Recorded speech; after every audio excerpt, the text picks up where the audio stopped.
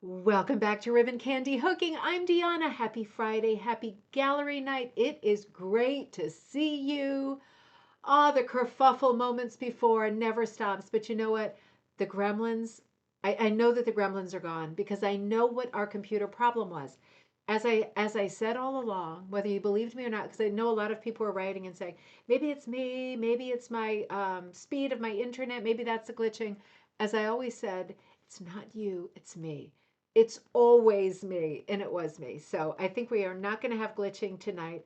I'm extra. We're having a different struggle with the light, but that's okay. We're always going to have a struggle because we are us over here. If you could only see 5 minutes before, it would be great comedy. I think, particularly if you know me and you know how difficult all this stuff is. Technology. Cheryl, great to see you. Happy Friday night. Welcome back, my love.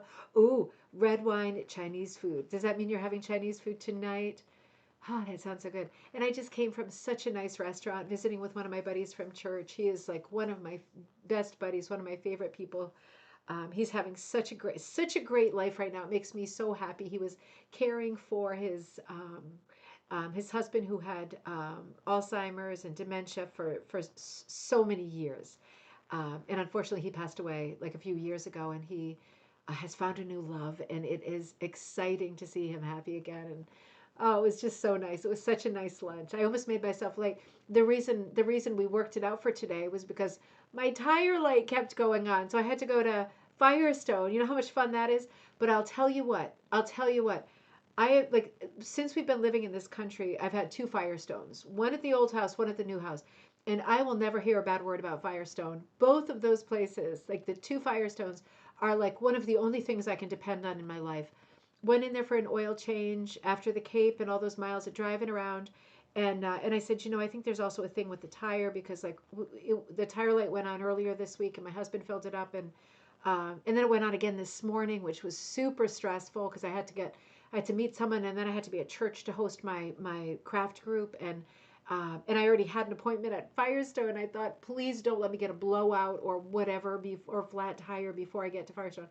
So I stopped at the um, gas station and I filled it up, and I hadn't done that for a while, so that was just unnecessary stress.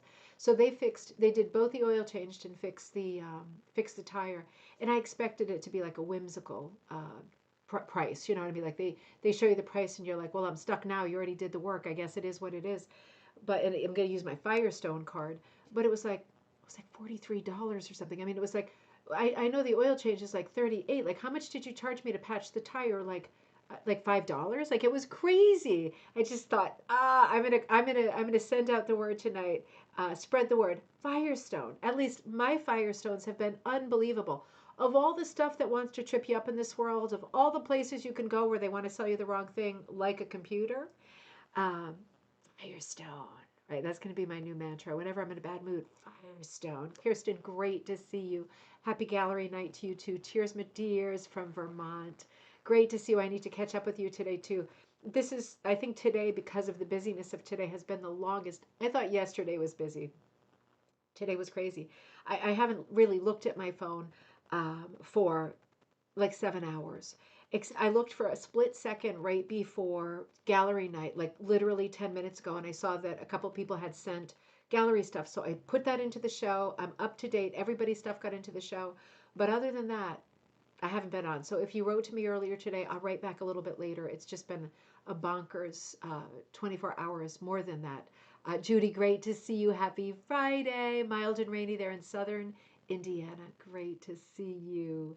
Diane, great to see you. I think your piece starts off our night tonight. Cheers, my dears from Canada. Welcome back. Linda V, great to see you. Cheers, my dears. Cheers, everyone, to you too. Click in the Steins, right? Great to see you. Karen, thank you for that beautiful piece you sent. Holy mackerel. I've been missing you. In fact, I just brought you up. I forget who I was talking to the other day. And I said, do you have any news about Karen? I haven't heard from Karen for a while. So it was really good to get a piece from you. I'm super happy to have it. I've got it in there a little bit later. And Karen says, cheers on a beautiful Friday evening in Black Forest, Colorado. We finally got a little moisture yesterday. It's not quite so crunchy underfoot. Well, you were asking for that, weren't you? I remember that. You were on last week and you said we could use some rain. There we go. Lonnie, great to see you. Hello in Yellowknife. Finn and Zane are with you. And Zane's piece is the one that graces the show as a thumbnail this week and last week when it didn't work, right? So, hello to you both, Finn and Zane. It's great to see you, you talented artists. I can't wait to get to that part of the show. That's about 1/3 of the way through. And Kaz, great to see you. Happy Friday in Wisconsin, my friend. Great to see you. Jane, great to see you. Rain this morning and a nice day since then in Maryland. Well, kicking off into the weekend on a good note, right? That sounds great. And Catherine hosting the Netherlands for a World Cup action. Oh, that sounds great. I see your red, white, and blue flag. That one's familiar to us here. We are very Dutch in this house. That's not the right accent, I know, but that's always the accent that I do when my husband talks or tells me something. Well, that does not go there. That goes there. And he doesn't talk like that at all because that's definitely more like a German accent. But I've been doing it for like 15 years. So it's going to be impossible for me to stop at this point. And I don't really get in trouble for doing that. So yeah, I'm going to keep going. I'm going to keep going. I tap the brakes once in a while, but hooray, Netherlands! Good luck, Netherlands! I wonder if he's watching that. He doesn't, he puts on games and he's like, well, there is a ball. I wonder if it is a baseball or a basketball. I mean, he actually is that bad. I remember when he first moved here, when we came from the Netherlands, and somebody said to him, like, are you going to watch the Super Bowl? Watch the Super Bowl this weekend. And he said something like, well, I don't know soccer very well. And I was like, it's not soccer, hon. It's football. He's right. He's an intellectual, which sometimes is nice, but oh my God. Oh man. Well, that's exciting. I'll pick up on that later because that is mildly interesting to me as a not sports person. I like it when the Netherlands are involved. Diane, great to see you. Cheers, my dears, from cloudy Illinois. We got slightly wet today eating marguerite pizza. Oh no, not the pizza though, right? That sounds great. Naughty indulgence every 2 months. Well, that's very measured. That is very controlled. Well done. It is not. You can't say that you can never have something again, even when you're trying to diet and be careful and be healthy and listen to what the doctor says. Quality of life still matters, right? You can't never have pizza again, right? I think every 2 months is very modest. Working on a new design for a floor rug. Interesting. That will be a more on that later, right? Oh, Patricia, great to see you. Welcome back. It's been a while. Oh, you're as welcome as ever. Very happy to see you. Oh, thank you so much. I got this when we were on Cape Cod the other weekend. I wondered what it was made out of. Wonder if you can see it. It almost looks like crackled. It's not pottery. It must be clay or something. But I think it's 70s. And it's got like a funny little bead in between each one. And it's tied with a rope. You know what I mean? Like the core string is a rope. I love to find necklaces where the cord is actually a rope underneath the beads. In my head, I think those must be a little bit older, and for that reason there's just a little bit more charm there, few more years there. Thank you for noticing. I love this one. I just put it on right before the show. Yeah, so hey, it's great to see everybody. Welcome back. What a busy week it's been. I know I saw some of you this week with Tigger stuff. It was a full blast Tigger week. Because on Wednesday I had an interview. I hosted an interview with the great Deanne Fitzpatrick, and she is so lovely. She is such a lovely person. And her niece, who's one of my best friends, Haley Perry of Loop by Loop, and Haley's mother, who I also know by default through Haley, Sharon. And Sharon has been a designer, and she sold rug hooking materials, kits, and stuff, and wool. She actually was the first person she mentioned in the interview. Sharon Perry was the first person to sell cut strips on Etsy, like cut strips, like at all, like to people, online. And I thought that's a really interesting sort of distinction to have because I said, God, what made you stumble into that? And were they like number threes and number fours, right? And she said, no, I've always done primitives. So they weren't. They were a wider cut, like cutters that she had. Joyce, great to see you. Cheers in Pennsylvania. Looks like tiger eye, but that would weigh a ton. No, it's not stones, which makes me think it's clay.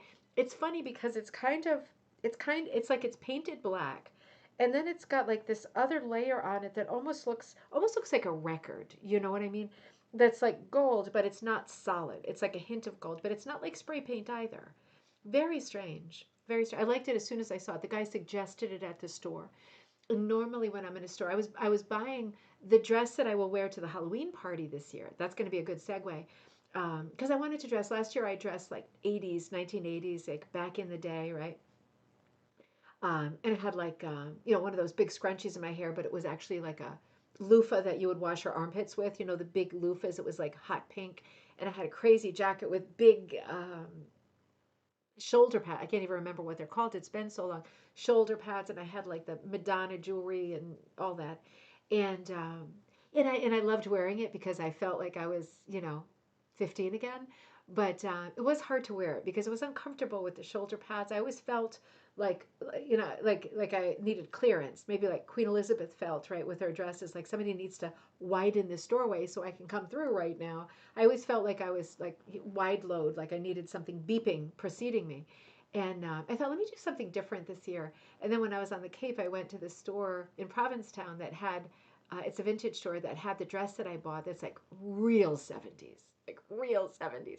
And I was looking for a necklace that went to it. And this super nice guy who was working there suggested this. And normally, a suggestion is like my secret opinion, which I don't express, is like, could you keep your opinions to yourself? I'll spend money on things I want to spend money. I'm so edgy in real life. I'm like so edgy. I always think like, don't worry, you're going to make money from it. But he was such a nice guy, and I thought, well, it doesn't at all match the thing that I'm buying. So you're already off course. But I thought, don't do donkey in a tin stall, right? He doesn't deserve it. He's a very nice guy. And I actually looked at it and I totally fell in love with it. And it was like, $8 or something. So I'm like, bring that up too, will you? Thank you for noticing. I really like it. If I could figure out what it was, I would put it on eBay and see if I could find some more with this kind of beads in different colors. Hey, hey. Oh, yep. My husband's coming through. Joyce, Valerie, great to see you. Could it be sea beans? My mom would find sea beans washed up on the beach in Florida. Well, God, I don't know. I'm going to show it to you close up. Would sea these all the same? Let me see if I can bring it really close. Would sea beans all be the same size? I wonder if that's going to come into focus.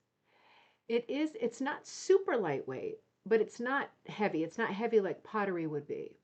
You see what I mean about? I know it's not perfectly in focus, but you see what I mean about the weird surface on them, and they're all pretty even. Like when I think of beans, I think of them as being a little bit irregular, and they this weird shape, right? Like they're pinched. I would love to know what these things are. They might just be like beads, and they might be like they don't feel like plastic. It's a very strange mystery. Suppose I could bring him to a jeweler, but then the jeweler would laugh, right? Because jewelers are used to like things that are worth something. They're not used to $8 necklaces. Um, but hey, those are the best ones, obviously, right?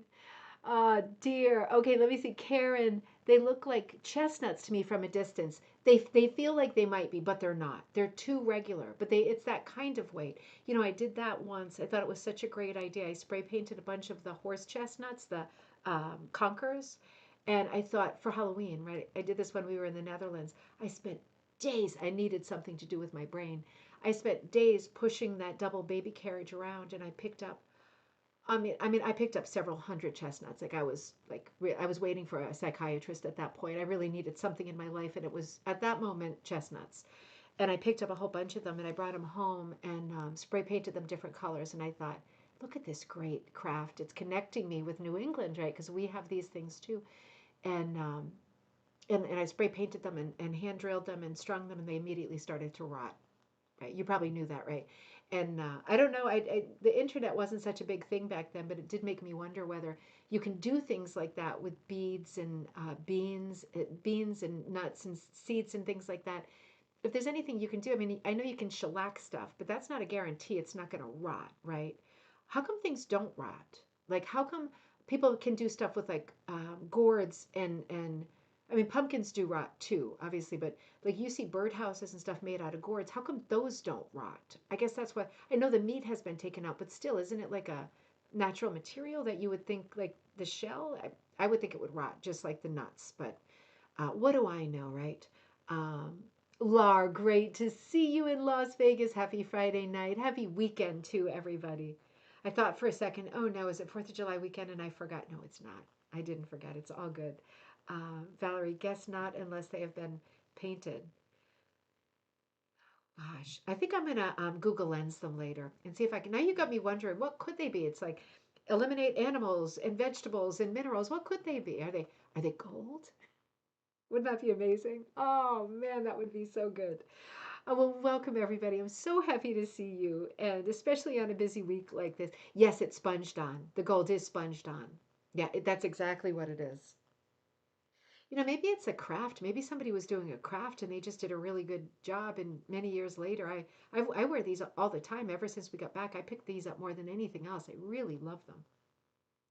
And I love you. I'm happy to see you, and I'm happy that you're there. I was so disappointed last Friday when we were having so much glitching. So I just want to tell you what it was. So you know that the demons are behind, right? The demons are not chasing us anymore. So ever since the computer was glitching, and I suppose I should have figured this out, the glitching sort of dated to roughly, not completely, but roughly around the time of my new computer that I bought. Now, I didn't buy the most expensive computer because none of my computers have ever made it past like 2 years, and some only make it 1 year. So buying the computers that are like 3,000 in the past did not serve me well, right? Because they immediately die, and then I need another one, and it's a lot of money. So this time we bought one that was only, and I don't think I've ever said this sentence before, but only like $600, maybe tax and whatever, but it was one of the least expensive ones. And like, I think like, was I being cheap? Well, not really, right? Like we have a budget, right? I don't have unlimited money for stuff, and I already had a working computer, but the other computer was freezing, and that was more of a keyboard thing. That was more of like a physical thing, not like a glitch thing. So I bought this other computer and I thought, oh, it's going to be so great for us to be able to breeze through shows without any kind of problems, right? And so when I went into Best Buy, remember how I endorsed Firestone earlier? This is going to be the opposite. When I went into Best Buy, I said, the only thing I need to do with this computer is run live streams, right? I have my other computer still that I do my word processing and I write books on. It's a crappy computer, but it works great and I'm used to it. When you're used to the keyboard, it's kind of a big deal. You feel like you're all thumbs when you change to another computer and you're like, Frankenstein. So I said, the only thing I want to do with this computer is live stream. And she said, oh, this is the best computer for live stream. You're going to be so happy with this live stream. I mean, I have not gone back there. Friday night, I drove over there and they were just closing, so I wasn't able to go in. Um, and I haven't gone since. And it would not be a good thing if I did, because these are not situations where I behave well at all. You would not recognize me. You would think I was the meanest, most insane person on earth. And I guess maybe I am. But at this point, it was the computer, because my husband also wasn't expecting it, being the great computer person he is. Um, and I mean, he works on computers for Yale. I mean, but whatever. So yeah, so he didn't think at that moment either to just Google on the phone like, is this a good computer for streaming? Because you really think when you're in a store, particularly something like Best Buy, when a huge part of their brand revolves around them assuring you that the staff they have on the floor in the department are absolute experts on their department. And they routinely call over someone else if you're like fooling around in wires and plugs. They're like, I need you in phones, like I need you in Apple Watches. Like they call each other. So you get the distinct impression that they really do know what they're talking about. I got the lemon girl. She was the lemon. She completely sold us this computer, and it did take me months to figure out that it was totally the computer. We Googled it, whatever it is, like an HP, or I don't even know what it is. I don't even know what it is because I don't use it now because there's no reason to touch it. But I'm on my husband's computer. But we Googled it. He Googled it, and the first thing it said was, "This is the worst computer for streaming." And I said to him, "Why didn't you check when we were at Best Buy?" But at the same time, why didn't I check when we were at Best Buy? Because I know him, right? Not because I know computers, but because I know him.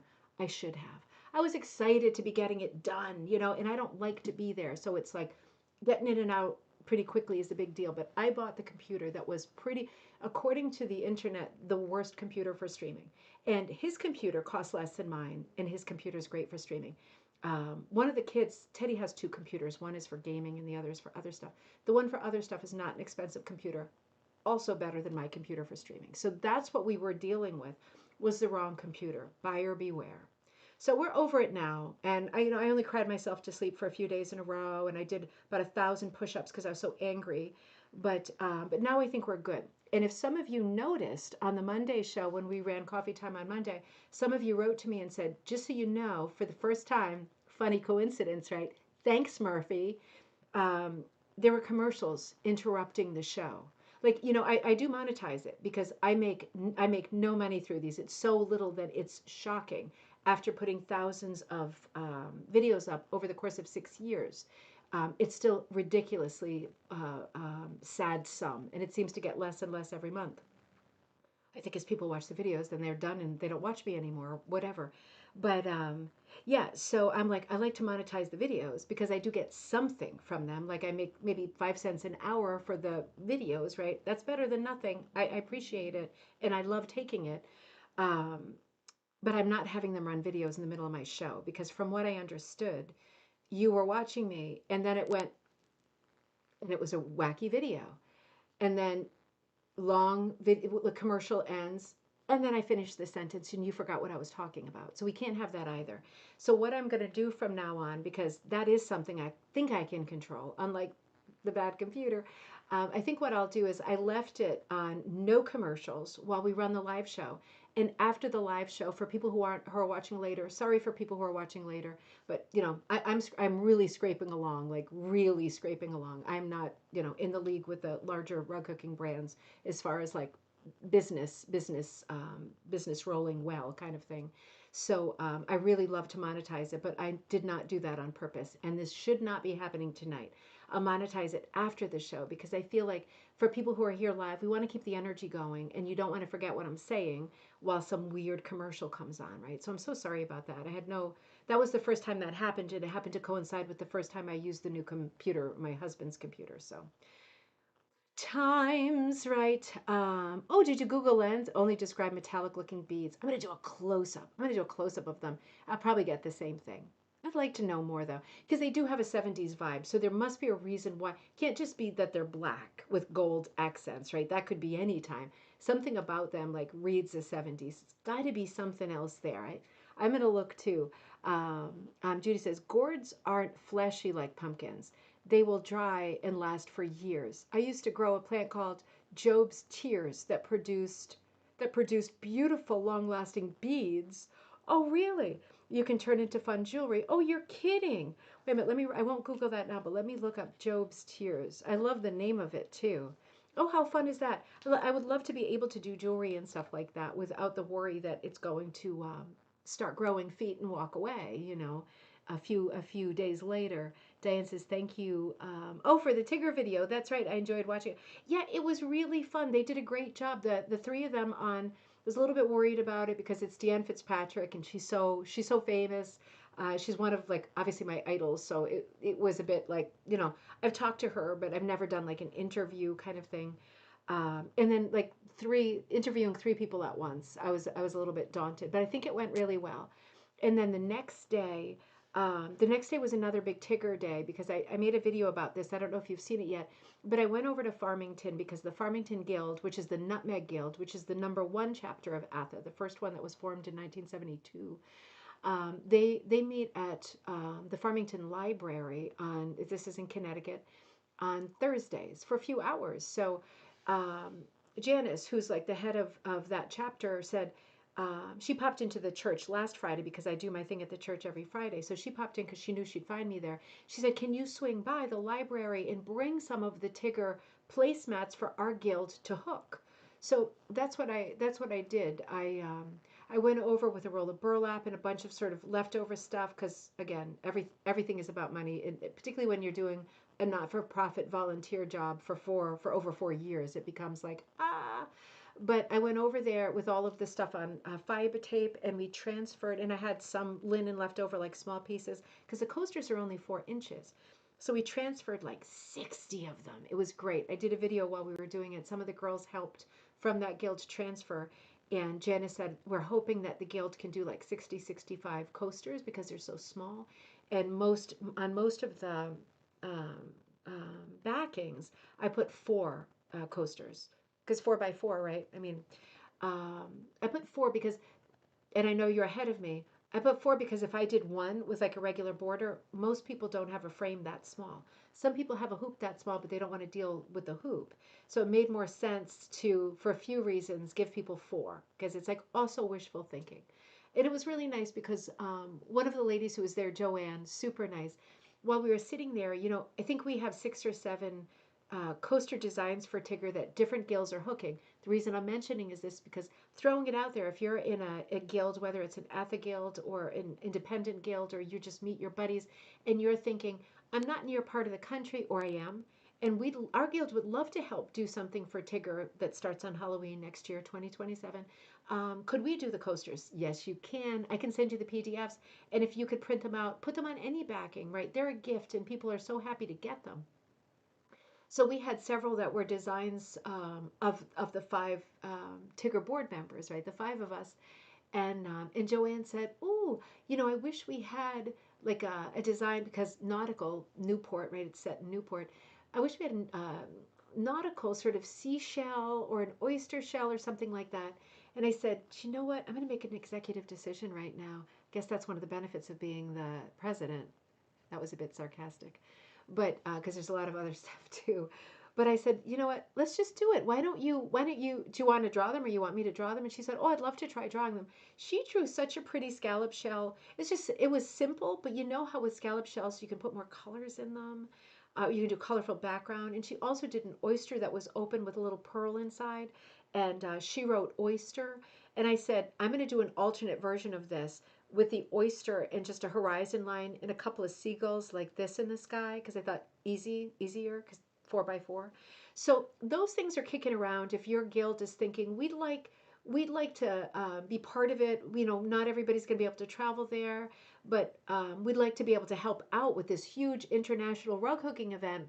What can we do? That's an easy thing to do. That's a fun thing to do among guilds. It's not a big ask, I don't think, for something that's like 4 inches for guild members to do one. And in some cases, Sharon, great to see you. In some cases, I think what they'll do is for people who are really slow workers and they don't have a lot of time or whatever, nobody's obliged. If someone in the guild takes one and hooks one, and it's got 3 other on the same backing, they can leave it at the guild in the room at the library where we meet, and someone else could take it and do another one or finish it off. It doesn't have to. You don't have to do all 4. Just So there's so many ways to do it. So just be thinking about that because that's such a big help if your group is looking for something to do to help. Tigger is the only like international rug hooking guild. Like of course we have Atha here, and of course we have the McGowns, but Tigger is the only international one, and I think it's a big deal. It's still a big deal to me with everything on the line, right? Everything that's happening in the world and politics, culturally, socially right now is just so unprecedented and hard to. It doesn't have a shape. It's so wild. But at the same time, I'm trying really hard to be sure that we schedule coming up interviews with Canadian artists and artists from other countries, Australia, New Zealand, Japan, because there are Tigger members there too. And we are scheduling classes that will happen over Zoom that are before the Tigger conference with people from other countries who are Tigger members and teachers from other places so that the international part of Tigger, that's the I in Tigger, that remains strong, right? Despite the current travel climate, and whatever. So, all right. So, I'm going to come back over here and, oh, no, that's the wrong one. We were having fun there. We'll pick that up again on Monday. We won't. I'll tell you about that later. We'll have to pick that up a little bit later. Let me come to gallery night. That sounds even better, doesn't it? So, um, yeah, let's jump. Okay, I'm gonna almost jump right in. I just want to remind you, Halloween hookin'. People are signing up for this. We can fit a lot more people than usual. We could fit like 100 people easily, and each have more than enough, more than elbow room. Elbow, knee, head, shoulder, toenail, nostril room, everything room. So make sure that you're thinking about signing up for this. And this is coming up in October. This is my annual hook-in. This is our annual hook-in in Stockbridge, Massachusetts. In my mind, prettiest fall foliage in this part of the country.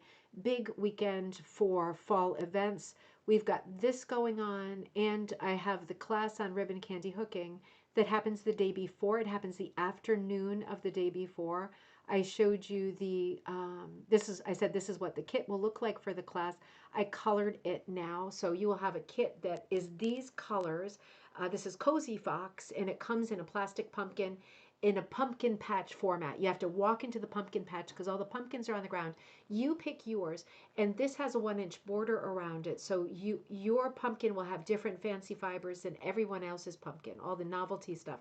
So everybody's sort of borders and backgrounds, you can do it in this color. That will be in the kit, but you might want to do your background like more wild and fuzzy and furry and mossy and earthy. So you might want to go to your pumpkin for that. Everyone's going to have a different pumpkin, so it's going to be a lot of fun seeing how people hook up the pumpkin, but seeing the different backgrounds that everyone has from one to the next. Be thinking about that because oh, wait a minute, as guilds start signing up for it, I'm not worried about space and I want you to come, but guilds are starting to sign up for it and for that class too. The class is more limited. It'll fit 30 or 35 tops, definitely 30. So be thinking about that if you're going to tack that on. It's a great opportunity to be together. So, and also that's the weekend of the Rhinebeck Fiber Festival. So super fun. I forgot to say, if you're Tigger members, besides that interview and us working on the coasters the next day, same day as the coasters, I did another event yesterday for Tigger that is recorded. So if you're a Tigger member, you can go in and watch it now. It was a 2-hour hook-in, and I worked on Revolutionary Lady, and it was a nice kind of hook along with me, but it was a Zoom format that was also chat. I tried to sprinkle in some fun tips, some good ideas. I think it was just a fun conversation in general. So make sure that you go back to that. 3 Tigger events in 1 week. That's right now, that's a lot. But they were all super fun, and I hope that you took advantage of all of them. So, Diane, oh, don't tell me we're going to do this. Wait a minute. Nope, I got it somewhere else. For some reason, it wasn't showing up, and I put it in again, Diane. Don't worry. I put it in a second time. Um, oh, that scared me for a second, Diane. Gotta admit, that scared me. Yeah, some of them weren't showing up today when I switched to my husband's computer, so I right at the last minute had to drop some more in again. So Diane, you sent us a beauty. You sent this into my email and you wrote to me. I hooked this from a postcard I bought when I lived in the Yukon Territory about 25 years ago. It's a man returning to his cabin after a day of panning for gold in the midnight sun. What a moment in time. What a beautiful moment. Diane, I'd be so curious to know. I mean, I know you loved the postcard. I'd be so curious to know more about the postcard. To know, like, were you holding on to this postcard for a while? Why did it speak to you, the idea of a man who's panning? Not that it's not an interesting subject, it's a super interesting subject, and it's a super interesting part of hit moment in history, isn't it? But yeah, I'd just be so curious to know why not why this appealed to you. It's beautiful, it's graphically beautiful, but just the subject, you know what I mean? And you saved that postcard for 25 years. So I wonder more about that postcard. But this is such a beautiful image and it's so well hooked. So there's a few things going on with this rug that I really love. Of course, I think the obvious thing, there's some great storytelling, right? So we've got the man who's coming back from panning. The fact that he's holding something up, right, and not just walking with his hands in his pocket seems like a good sign. Seems like he might have got something, right? It seems like he's carrying something. Maybe. I don't know how panning works. I've seen people panning in rivers and stuff like that. But I have tiny eyes on my pendant. They will be a struggle. I have tiny eyes on my pendant. They will be a struggle. You know that's going to make sense in a second. Let me sit with that for a minute on my pendant. The thing I love the house. I love the storytelling aspect of the panner. I don't know if you say panner. I love him going back to his little cabin. It is a cheerful cabin, isn't it? It's not like this miserable hut, like lean-to hut with no windows, right? This is a cheerful little house with a red roof and even like maybe a little cupola on top for ventilation, something like that. Maybe a little storage in a pretty yellow door, painted yellow door, and then a little outbuilding, like a little barn, painted yellow as well. It's a cheerful moment because I think of this time in history as being Banner Lady. Oh. Okay, on your pennant, got it. On your pennant, of course. You have tiny eyes on your pennant. They would be a struggle. Yeah, the Revolutionary Lady, I was just looking around, but I think I already put mine away, that we did during Tigger. I didn't finish mine, not even close. But yeah, when it's pennant size, right? I mean, some people might have blown them up bigger. But when it's pennant size, it is small. But you'll get one little loop in there. You'll get one single little loop in there. You can always squeeze one in later.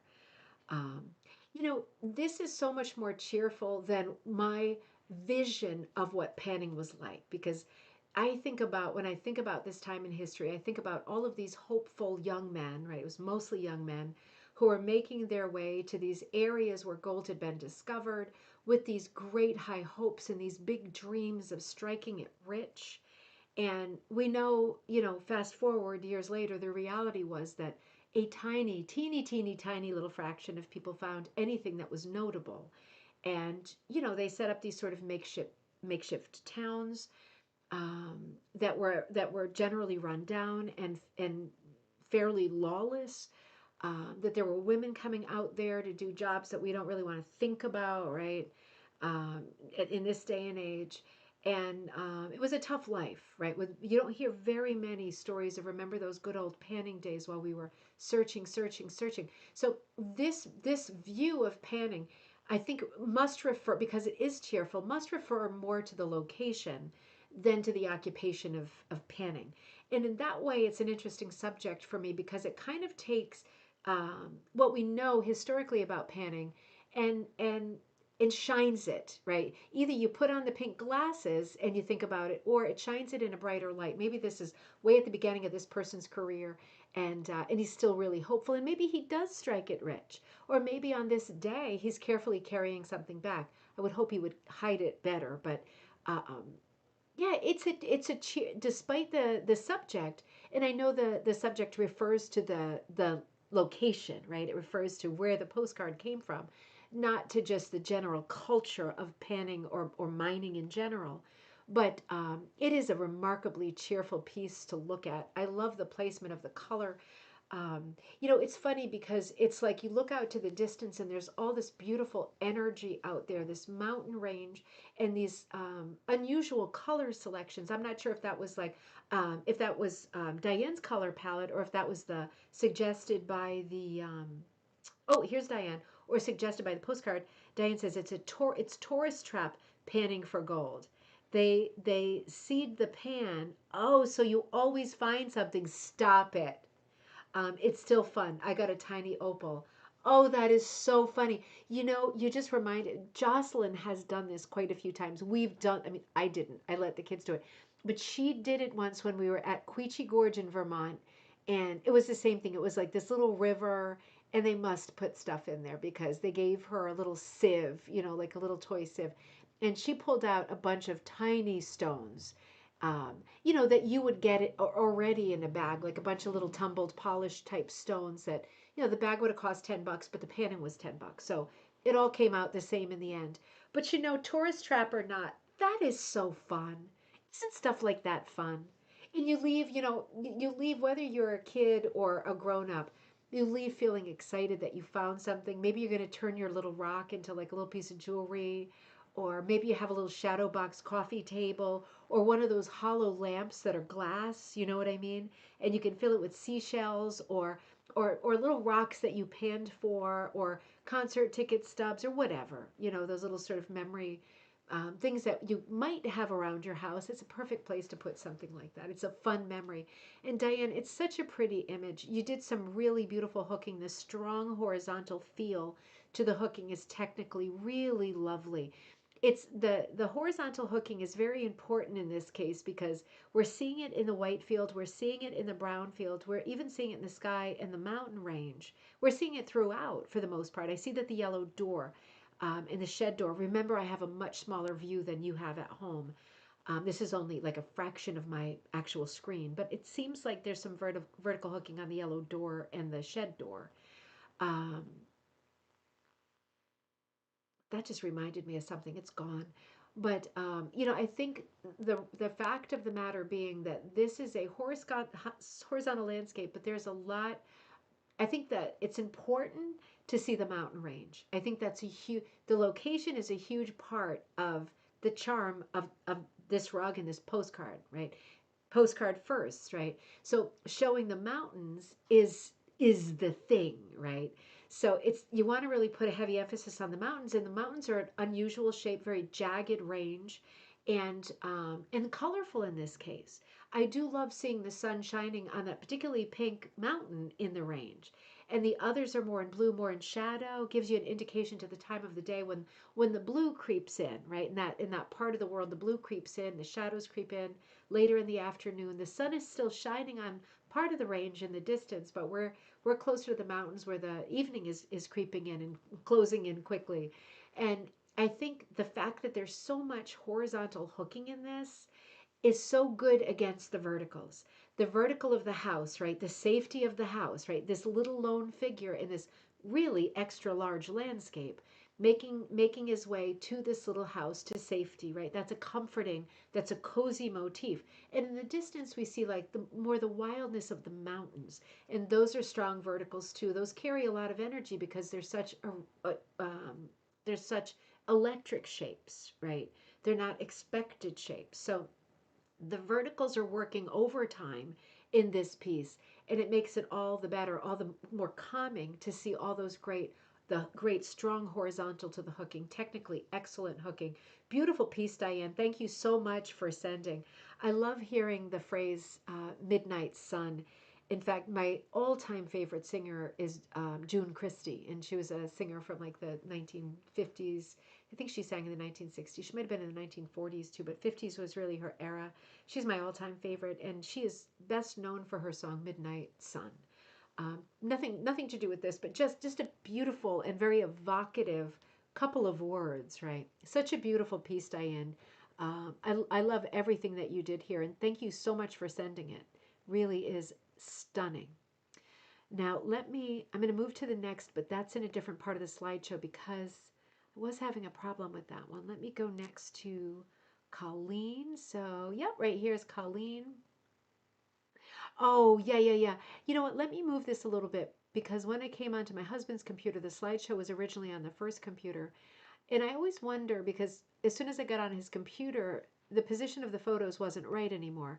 And it makes me wonder if from computer to computer you are seeing a good picture or if it's all cut up for you because between these two computers for me the view is very different. I hope you're seeing something um, that is useful and that is entertaining to look at because it's knowing that it's not the same from one to the next, it makes me worry about what your view is. Colleen said, I have been working on my interpretation of the 1886 Toulouse-Lautrec painting Redhead in Paris. It's done. I'm not sure I like it, but I can't do any more. No pressure. But if you need content, I'd love to hear what others think. So, of course, I'm going to put it in here. I wanted to first show you. Oh, you know what I did? What a ding dong. I think I put them side by side. Let's try to do that again. I'm hoping she didn't slip off your page. I think I wanted to put them. Yeah, I think that's what I was thinking. Let me put her back. I mean, I still have the same problem. I'm going to make her a little bit smaller so we can look at them side by side. So now, of course, we're going to love it because it's a fantastic piece. I love Toulouse-Lautrec and yeah, strange person, strange biography, strange world. I mean, this is the world of like the showgirls, the like Folies Bergère and the yeah, sort of underbelly of the theater, right? Not the high theater, not the opera. This was like music hall theater, right? It was like a different group of people who went. It was artists who went, and yeah, it's not my favorite world, I gotta say. It's seedy, but I do love I do love him. I do love him despite all the things I've read about him. I do love him as an artist, and I love his portrayal of showgirls, right? No matter whatever their lives were, right? We have to kind of put that aside, right? Not that all the details are unimportant; they're super important, but different moment in history. We have to put all of that aside. This is a remarkably beautiful, sensitive, and very gentle portrayal of Redhead. I feel like I know who Redhead is, and I can't bring her name up. If anybody can Google it, see who's Lautrec's Redhead. I have a feeling it was probably Muse and one of his mistresses, kind of a thing. That's usually how it goes.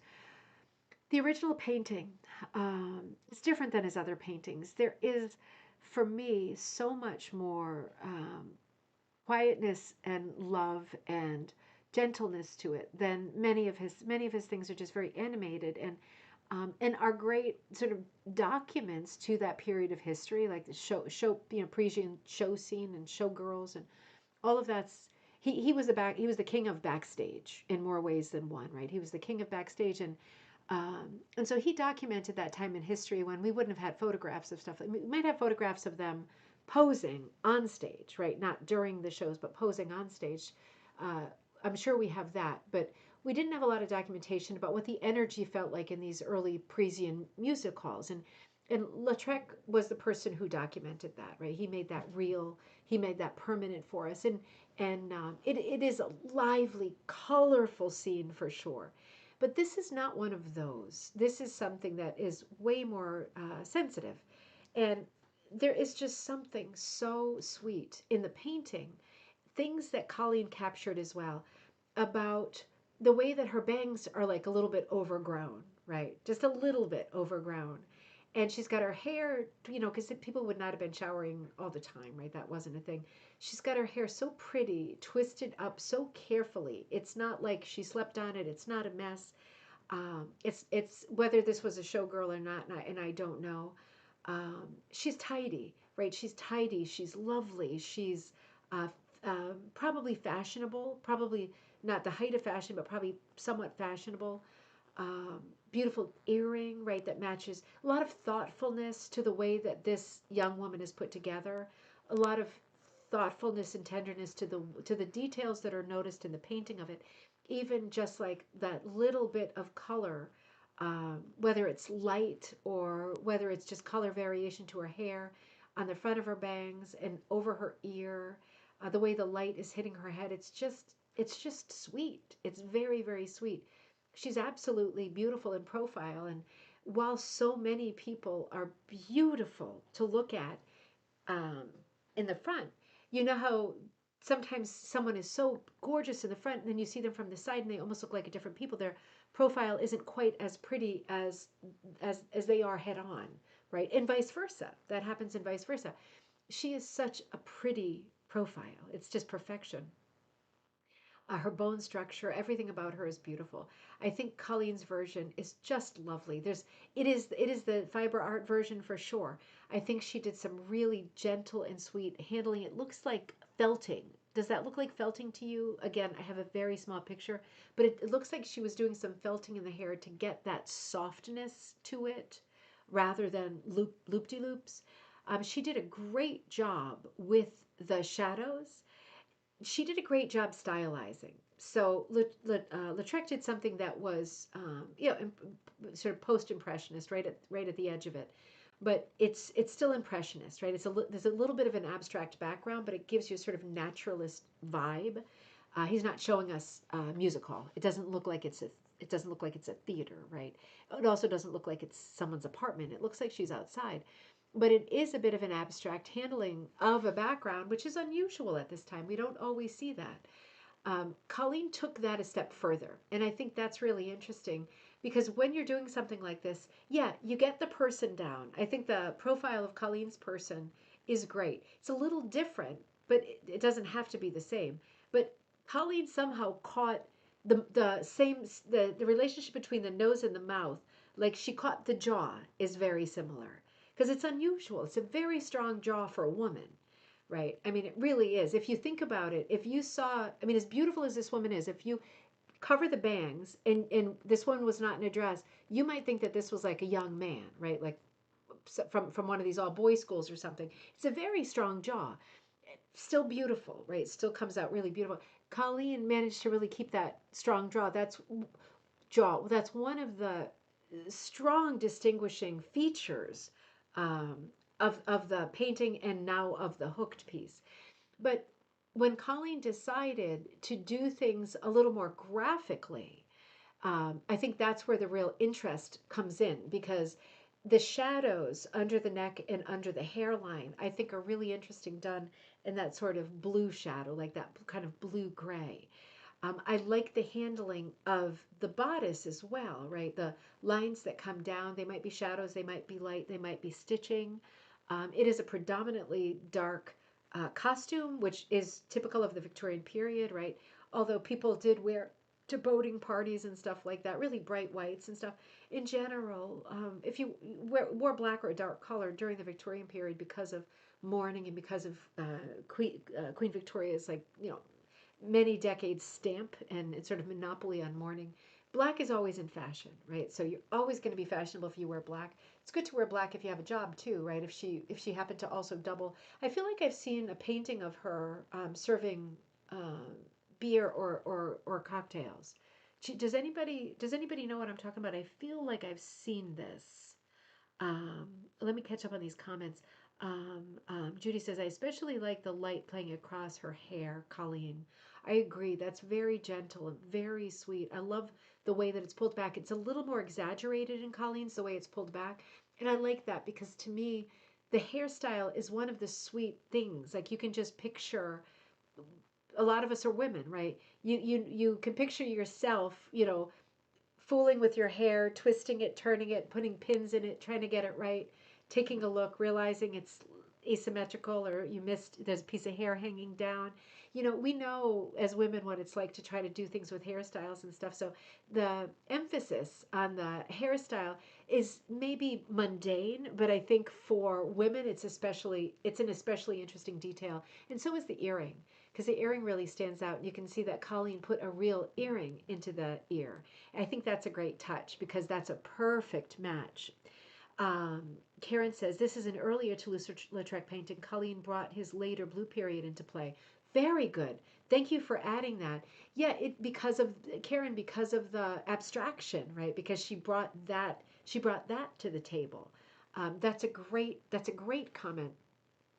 The fact that she abstracted the clothing, the background, and the body, right, and the skin. I think makes a lot of sense, right? The sort of outlier is the hair, and the hair kind of does its own heavy lifting with the storytelling. The way that she did the background, and it doesn't feel like a hit or miss, but it does feel like a bit of a Magdalena, doesn't it? Like with all of these shapes, and then you're kind of hooking in from the shape, and she's caught the original shapes, but she's turned them into rug hooker shapes. And we know what that means, without a doubt. You know exactly what I mean when you see those shapes. You're thinking of other antique rugs, right? Older rugs. Um, this painting was probably done well at a time when people would have been rug hooking, right? Definitely would have been rug hooking, and they would have been hooking in this style at that time, right? We were not seeing realism or impressionism at that time. We were seeing abstraction and geometrics, occasionally some flowers with some complementary geometrics, right? That was what we were seeing at that time. Occasionally animals and things, with this kind of a background though. This kind of the background was the constant. And I think it was really clever and fitting that Colleen did a background that is so period appropriate for us as rug hookers. It's almost like this model was standing in front of a hooked rug of the period, rather than like a forest or whatever it is meant to be, a forest, a garden, or whatever. And I like that part of it because for me that makes sense as a story. I think, oh, she's standing in front of a rug, right? That makes perfect sense, and it does. It came together really well. All of us hate what we're doing while I think there's very few of us. If there have been times when you've been doing your hooking and you've got everything on your backing and you start off and you think, "Mwah, mwah, this is great," and then you've got all the right colors and it's all coming together like a charm, and you start hooking and it's like magic, right? This is very rare. Like that scenario I just described, that's very rare. It's usually, you sit down, you start hooking, you immediately second guess yourself with the colors. Like, oh, dang it, I should have done orange. Why did I do brown? Now I've done so much. How much time have I wasted? And then, well, how many TV shows? This is what I do. How many TV shows have I watched? Okay, well, I guess I've wasted 3.5 hours, right? Because I've watched this many half-hour shows. I've been binging, and now I've got to take it all out. So it actually took me, 7 hours to do this. I always do this crazy math that's not very helpful. But with rug hooking, it doesn't always go smoothly. And I shouldn't have even said with rug hooking. with creating music, with performing, with painting, right? With painting a painting, with painting the house, with painting the shutters. It doesn't always go well, right? So it's good to be able, like, I love Colleen's attitude. Colleen works fast. She's always working on different stuff. She's always, she really uses her hooking to feel good, right? To feel good about life. She uses it. It helps her. It helps her feel good, right? She's one of these people who uses, like, to some degree. I don't want to say therapy because that's like a sort of like she can decide if she uses it for therapy. But I think she works through stuff while she's hooking, and a lot of us do that. I do that too. Can't always do that because I've got projects to sell, but when I'm doing stuff of my own, that tends to be the way that I hook too. I'm working through something and frantic, frantic, frantic, and then smooth, smooth, smooth, and frantic. Oh, why would she ever say that out loud? And then smooth, smooth, smooth. And it's just we all work differently, but it is good to be able to be the kind of person, even if you have to force yourself, that says, like Colleen did, like, yeah, I don't know if I like the way it's coming out. And, she made some changes and then she finished it and she still felt like, yeah, I don't know if I like it or not. And it does happen. It's good to own it and to not think of it as a failure, to just think, maybe. Because at the end of the day that you might put it away, right? Because it hath offended. It might go away for a while, or you might pick it up in a few months and do that crazy thing like, who hooked this? Like for real, right? Who hooked this? And it's like, oh my God, I hooked. Oh, I remember I've done this, right? And I haven't been hooking that long, so I have no excuse. But sometimes I go, I wonder who hooked this. And then I go, oh my God, that's one of my rugs from like 1999, 2019, right? And I just forget I did it because I hated it and I put it away right away. But sometimes I love it later, right? Sometimes love happens sooner. Sometimes love happens later. And as Paul McCartney would say in Silly Love Song, sometimes it doesn't come at all. And you know what? Give it if it doesn't come at all, just give it to someone else. Don't do something bad, right? Just give it to someone else. Donate it. Someone else will love it, right? Colleen, I think we love this piece. It's a beautiful piece. And all of those nice touches, all of those thoughtful touches, things to think about, right? The piece aside, the girl aside, Lautrec aside, things to think about, right? All of the cool tricks that she did within that piece. That's what we want to talk about. And Colleen, I hope you grow to love the piece because it is a lovely piece. What's not to love, right? So let me see. Okay. Now hang on because I had to redo some of this. Yeah, there we go. Okay. Now let's see what's next. Linda Shuggart is next. Oh, this is a fun piece. So Linda wrote and said, "Hi, Deanna. Um, Here's a project that is. I'll read it to you first, and then I'll come to you, and we'll look through all of the stages of it. So, hi, Deanna. Here's a project that's essentially done. The hooking is finished, but I plan to make it a pillow by adding a row of shirt buttons on the back. It is currently 14 by 23 and a half. I called this dog ear. I'd like to expand on this theme of placing low depth shadows and wrinkles on a pattern and create those shadows by using contrasting colors. See the sketch image. Let's go to the sketch image and then I'll continue. Um, so here's the sketch image. So you see what she means. Now, if you're thinking, what's that on the corner? Did she turn the page down? No, that's trompe l'oeil, right? Trompe l'oeil, that tricks your eye. Hang in there. More to come on that. So let me repeat the last part. I'd like to expand on this theme of placing low depth shadows and wrinkles on a pattern and create those shadows by using contrasting colors, right? Lock that in. This one is more cartoon-like, but I got the idea of the dog ear after I'd started making a simple repeated pattern for a 20 by 20 pillow form and becoming bored. I didn't want to rip it all out, so worked the bent edge in as I went. Interesting. Worked the bent edge in as I went. Okay, let me show you the finished one. So, and so you can see that this is a faux corner, right? That's why I said trompe l'oeil. That is a faux corner. Ho ho. All right. Um, The yarn is the only 100% wool at my local Michael's, and I wanted to limit myself to what was immediately available and keep it without synthetics. So there wasn't a lot of color variation.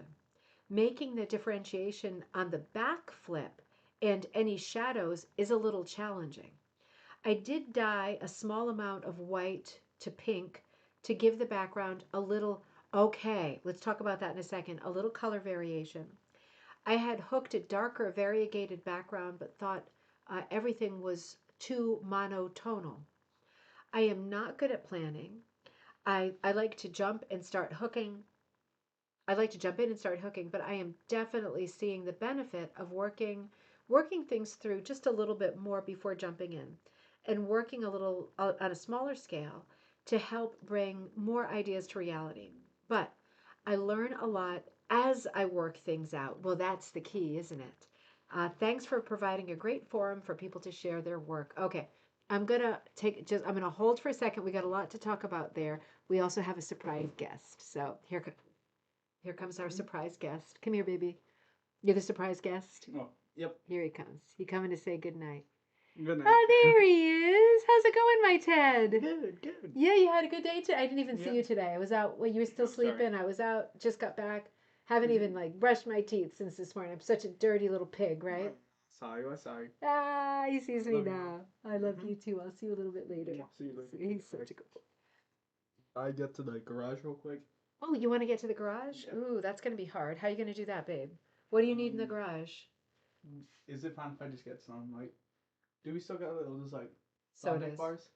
Hold on one second. You know what I'm going to do, Ted? I don't want you to mess with my thing. I'm just going to open the garage door. Can you go around the outside? Oh, yeah, no problem. And then I'll shut it again. Sorry, guys.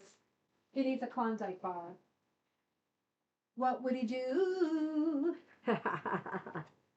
Oh, I'll tell him we all said hi. Yeah, I now that I know the Klondike bars are in the garage, that's going to be a real problem. I didn't know they were out there. Oh, Teddy, you should have kept that one a secret. So let's come back over here. I'll tell him you said hi. He a good boy. He's such a good boy. So, and I have one more of these to show you because in the meantime, since last week when we had the epic failure with the glitching, um, this was finished, right, Linda? Oh, no, wait a minute. Got the wrong one. Got the wrong one. You close the garage door and I'm out. I will, baby. We're out of Klondike. Yeah. um, you know what? This is making me angry. Hold on. I have the third one. I definitely have the third one. Nope. Oh, dang it. I thought I had the third one. I had the third one as a pillow. Where'd you go? Where'd you go? Oh, I might have to show you on my phone. I do have the third one as a pillow. I mean, it looks just like that, but still, I wanted to show it. Sorry, spoiler alerts. Oh, dang it. All right. I might have to show you. I'm so sorry. I might have to show you on my phone. I'm really surprised. I know I put it on there. So you know what? Let's hold here for, oh, sorry. Let's hold here for a minute. Let me just show you really quick as a pillow, just so you can visualize. I know you know what a pillow looks like, but um, hold on one second. Um, let me see. Just doing a quick thing and then I'll, oh. Um, struggles. Maybe I won't. Sorry. Um, Shoot, what is wrong with me? Why am I so bad, even on my phone? I am so bad. Let's see. I know today, I think I got it today. Did I get it today? Um, yeah, I got it. Oh no, I didn't. That's the old one. Oh man, you got to be kidding me. Let me just do one more thing really quick. Hold on one second. Oh, okay, I got it. Okay, I got it. Let me see if I can show it to you. I know it's never good. It's never good on my phone, but let me at least try. So, because you can see, it looks it's not perfect, and maybe it doesn't even come into focus. But yeah, you can see how good it is as a pillow, and it does look like that top is peeling off, right? So it's very cool as a pillow. Now let's come back over here and look at what Linda was talking about. So let's talk about and I just realized I forgot to say on Diane's of the man panning. Diane had outlined with like a blue color, like a purpley blue. It was a really cool color to outline in. I meant to point it out at the time, and you probably noticed it. But thanks, Sharon. But this is another instance of outlining in an unusual color because, of course, you could outline in black, right? Because maroon is present in this as well as black, right? You could choose. But I like the fact that it's outlined with the maroon. It's very, very different. It's unexpected. So sometimes this pattern is called lamb's tongue. Sometimes it's called scallops. It's over the years it has different names. Dog ear sounds great to me. So it's a little bit different, right? It's a little bit taller than what I'm used to seeing. It is a classic pattern. And this is not a classic piece. That's what's so cool about it. I love the fact that it's like some kind of again trompe l'oeil, right? Like it's a whole genre of art, trompe l'oeil, where you're making something that tricks your eye, and this completely tricks your eye. I have never seen an example of this done in rug hooking. I've never seen it. So this is so cool to me as an idea because it's like the corner of it is flipped down. We're seeing whatever's behind it, like a textile or marble or whatever surface. And you're seeing the back of the rug the way that it looks. I mean, that's crazy, isn't it? That is so cool. I just think it's such a cool idea. Now, I think that what Linda did was smart. So, Linda is shopping with a specific sort of game plan, and the game plan is I want to buy locally, right? I don't want to travel. I don't want to order stuff. I want to buy locally. So I'm buying from the shop because that's what I've got. Good. Well, that's settled, right? And then you go in and you're like, another sort of filter is I only want the wool. I don't want synthetics and I don't want mixes. I don't want any blend. So that limits it. So she gets one line of yarn that's available at that one that is 100% wool and isn't going to come in a lot of kinds of colors. No, of course it's not going to come in a lot of colors, right? So that's always the bummer. But despite the fact that Linda said that she wished that this is more colorful, this reads to me as colorful. This doesn't read to me as monochromatic and boring at all. This does read to me as quite colorful. I think it's quite fun. And I think that the most the most fun part of it for me is the part that's folded over. But that corner piece, I loved reading that Linda said I didn't feel like I had a lot of colors, and then she over dyed some of the white to be pink. Before I got to that part in the text, I thought to myself, let's talk about dyeing. Because, yeah, a lot of people want to use stuff from the store that you can see it before you buy it. It's often disappointing when you order something and you get it. That can happen, right? You hope it doesn't happen, but it can happen. So if you go and get it from the store, right, you're limited to what stores are near you. But if you go and get it from the store, at least you know what you're getting, right? So there's not a great variety. So, yeah, great idea to start dyeing, right? I mean, what a great idea, because think about it. If you're at Michael's, they're not going to have Procam, they're not going to have Dharma, they're not going to have Cushing, but they are going to have RIT. So even if you don't have dye already, you can use RIT to dye. It is possible to use RIT to dye. In fact, doing this whole Chetty Camp series, Kirsten, right? We know that the Chetty Camp yarn in Canada is dyed with RIT, right? That's what they've got, so that's what they use, right? That's what they've got nearby, that's what they use. So RIT is going to do it for you, particularly if this is wool, and we know that it is wool. So just something to think about, because if you have the same kind of game plan as Linda and you're thinking, I want to get it at the store and I want it to be wool, well, wool is going to dye well. And, sometimes RIT is not the most color fast over the course of years. Honestly, who cares? Sometimes you don't find a lot of color variety with RIT. They don't have 100 or 200 or 300 colors to choose from. Whatever. They have some colors. And of course, you can do mixies, right? And surprise yourself. So, yeah, it's a fun thing to remind us about, isn't it? And I think this device is it's brilliant, but it's also funny. And it's I think, very curious to us as rug hookers because we look at it and we know that that is what the back of a rug looks like. I mean, we know that because we see the backs of ours all the time, right? I don't see my backside very often, but I see the backs of my rugs all the time. That's just what they look like. Thought that was so cool. What a fun thing to have. What a fun thing to do. And what a great experiment to try, right? All right, let's go to our next one tonight. Thank you so much for sending that in, Linda. That was so cool and pretty and different. I love it. I'm just going to make this a little bit smaller. This was our thumbnail for this show that tried to go on last week and is going on this week. Hold on one second when I take a drink of water. Karen says, my grandmother only died with RIT, and her rugs 50 years later are still pretty intense. So that's a good endorsement for RIT. That's a good endorsement. Um, yeah, I mean, everybody has different preferences, right? And I wouldn't say that I don't prefer RIT. I prefer more color choices, right? Because every color times many more colors creates infinite blends. You can get we know we can get every color from a primary color. It just depends on how much measuring and recipe stuff you want to do. You know, if you're working with fewer colors, sometimes you have to add more colors to dye and mix it up. But it's good to know that Karen is endorsing RIT by saying, you know, these rugs are 50 years old and they still look really vibrant. So that is really good to know. Okay, so Zane, here we go, my love. So this is Lonnie's son. Here's the description of Zane's piece for Gallery Night. The title is Windborne Kites. Windborne Kites, hooked by Zane Walker, outlined by Lonnie Unilla, and needle felted by Zane Walker. So you see what's going on here? This piece began with the needle felted kites and developed from there. Zane chose the subject based on his interest in flying kites. Zane and his brother were photographed running with kites. He then picked his favorite pictures, one of him and one of his brother, as the basis for the composition. So, in other words, right, choosing the figures from photography, that's a great way to do it, and choosing two examples of each of them being posed really well.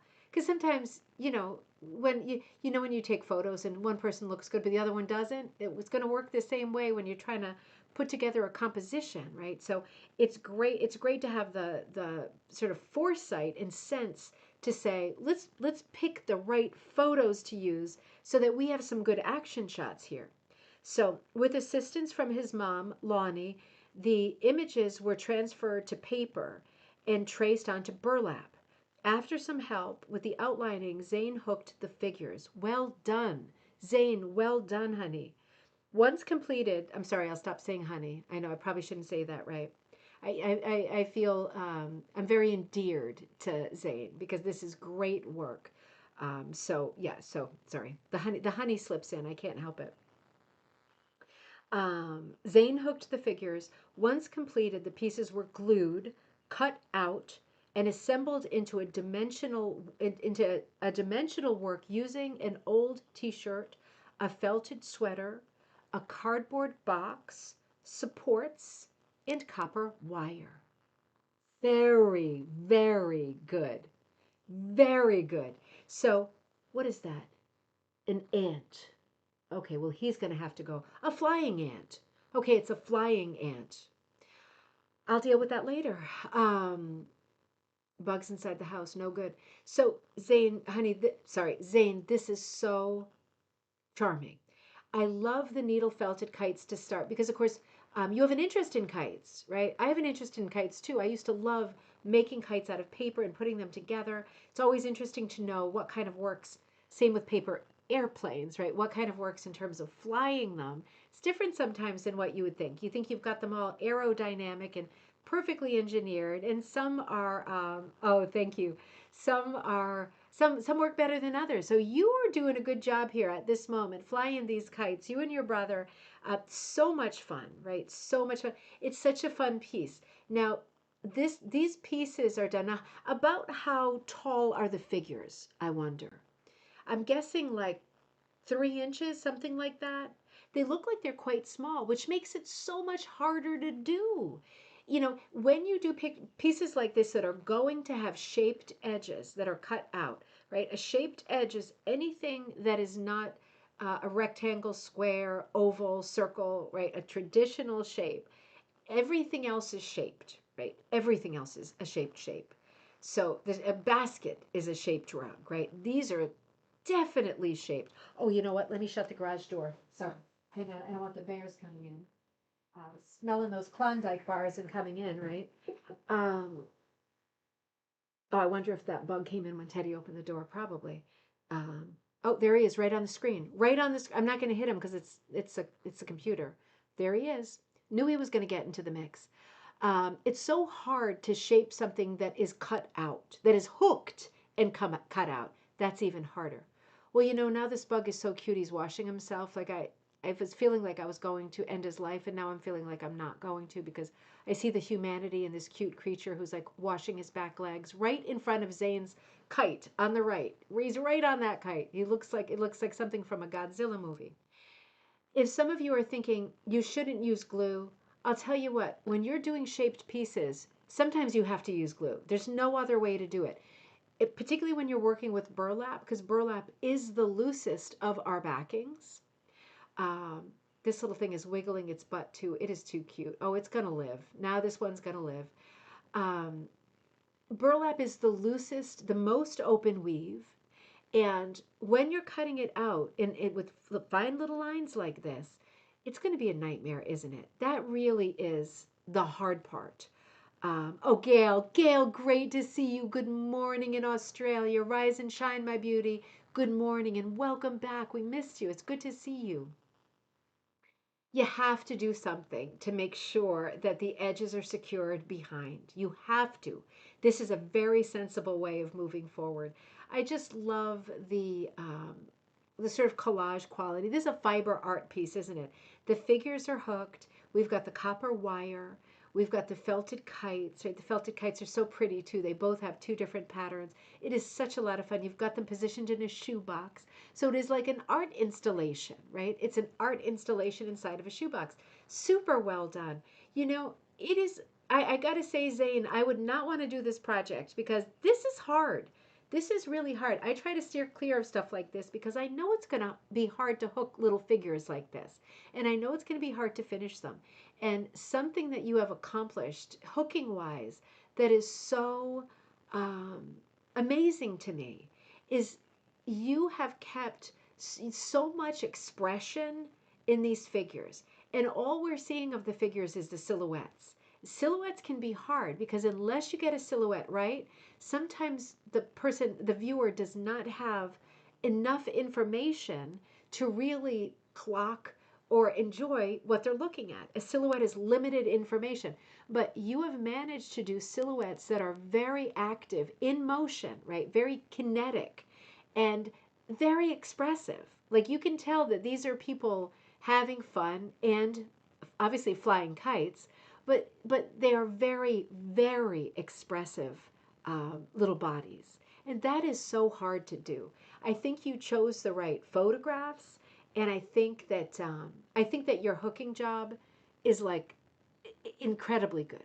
It's a project that I wouldn't take on. I think you are super advanced at this point. Oops, sorry. Oh, I'm so sorry. I was seeing if there was a second one. And I found the pillow, right? And I found the pillow at the same time. So, Zane, super well done. I think you did such a good job. And, so many of us these days and I'm not one of them, right? Because I've got the business, so I'm always on a different kind of track. But I know a lot of people are always looking around for different things to do that are not rugs, right? That are something else. And I think that this is a great idea for something that is not a traditional rug that goes on the floor or goes on the wall. Something different that's fun to do. And honestly, I really love the idea of something that's in like a shoebox, like a shadow box, right? Shadow boxes are really big lately. And I love the idea of doing something that has a hooked element that is in a shadow box. So that's really interesting to me. I know it's really popular lately seeing like one of my husband's hobbies lately has been it's super fun and I actually approve of it. Some of his stuff I'm like, are we wasting our time? Are we regressing fast here?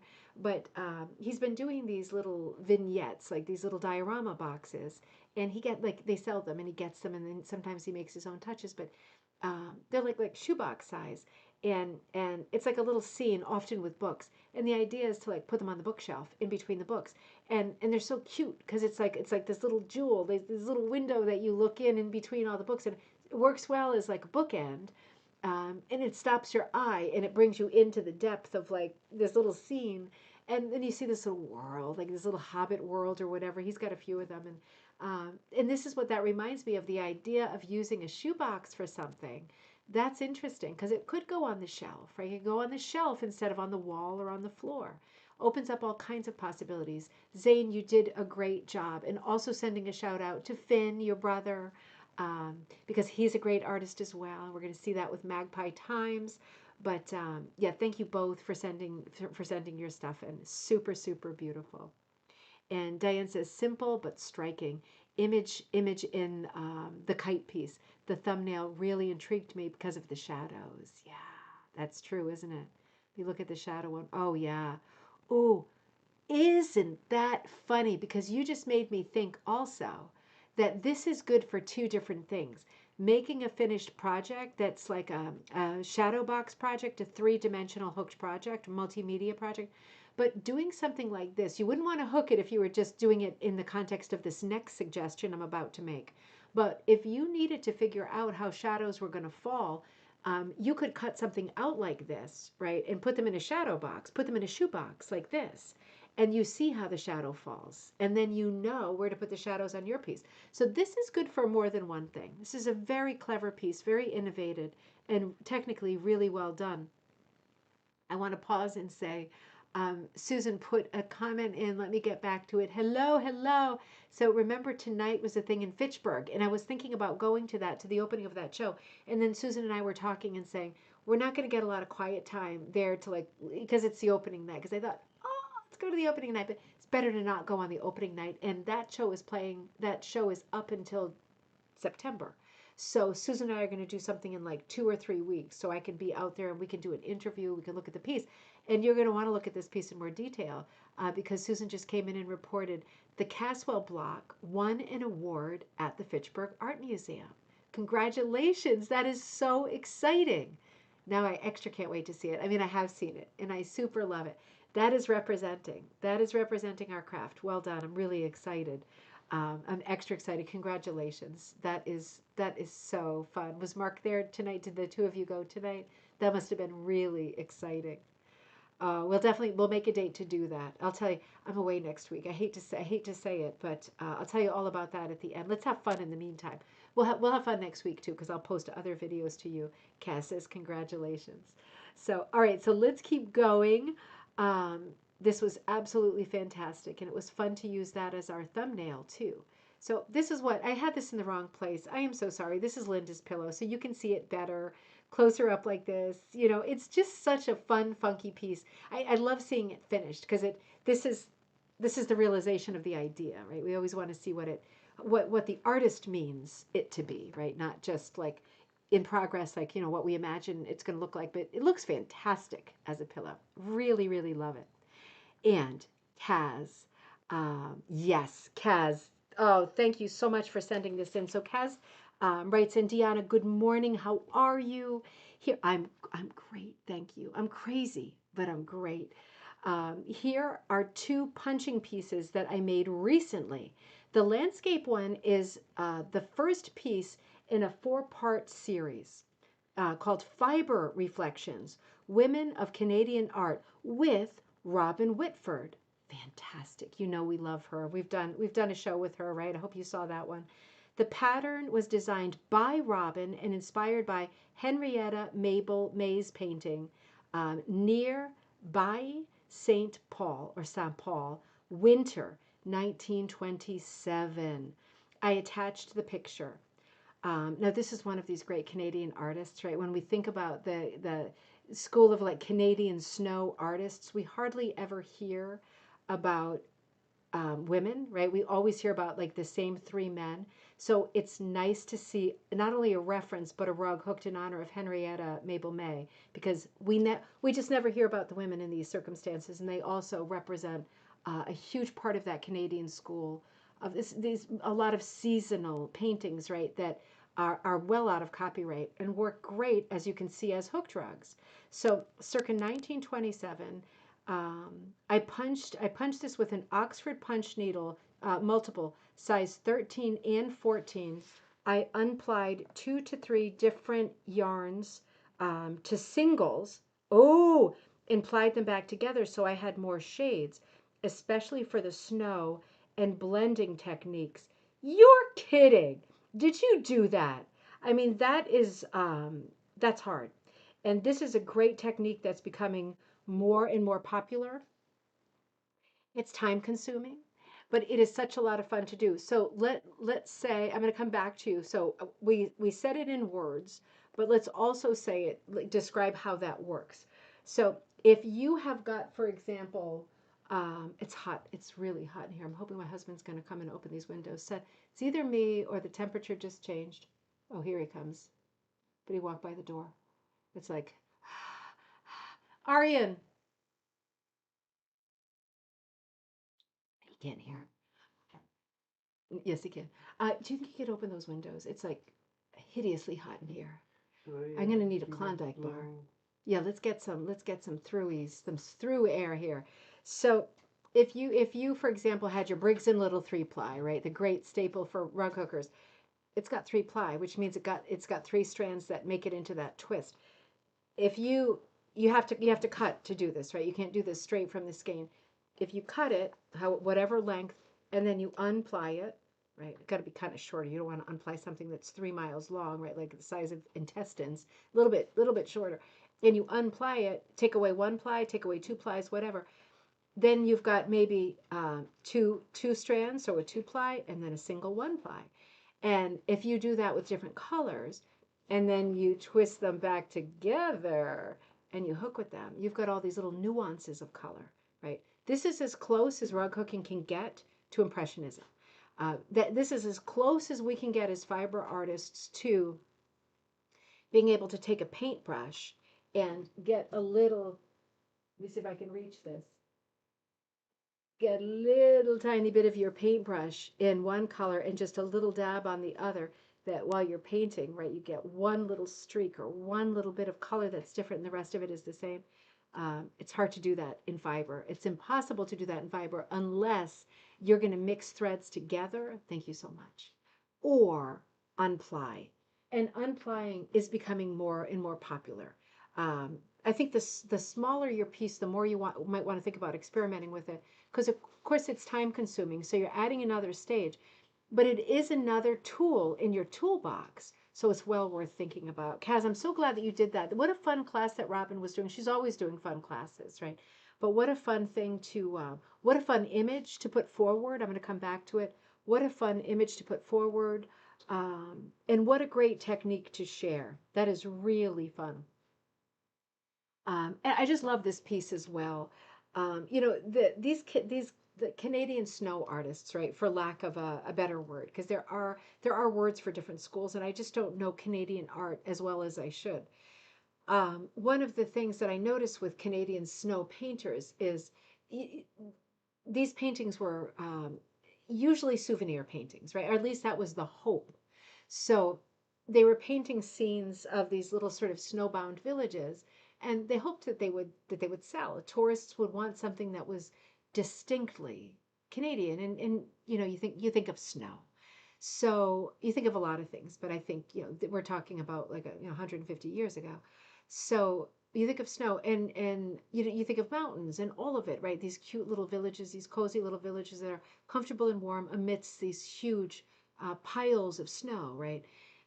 So this kind of a subject works very, very well. This is the kind of subject that you see in this school of art.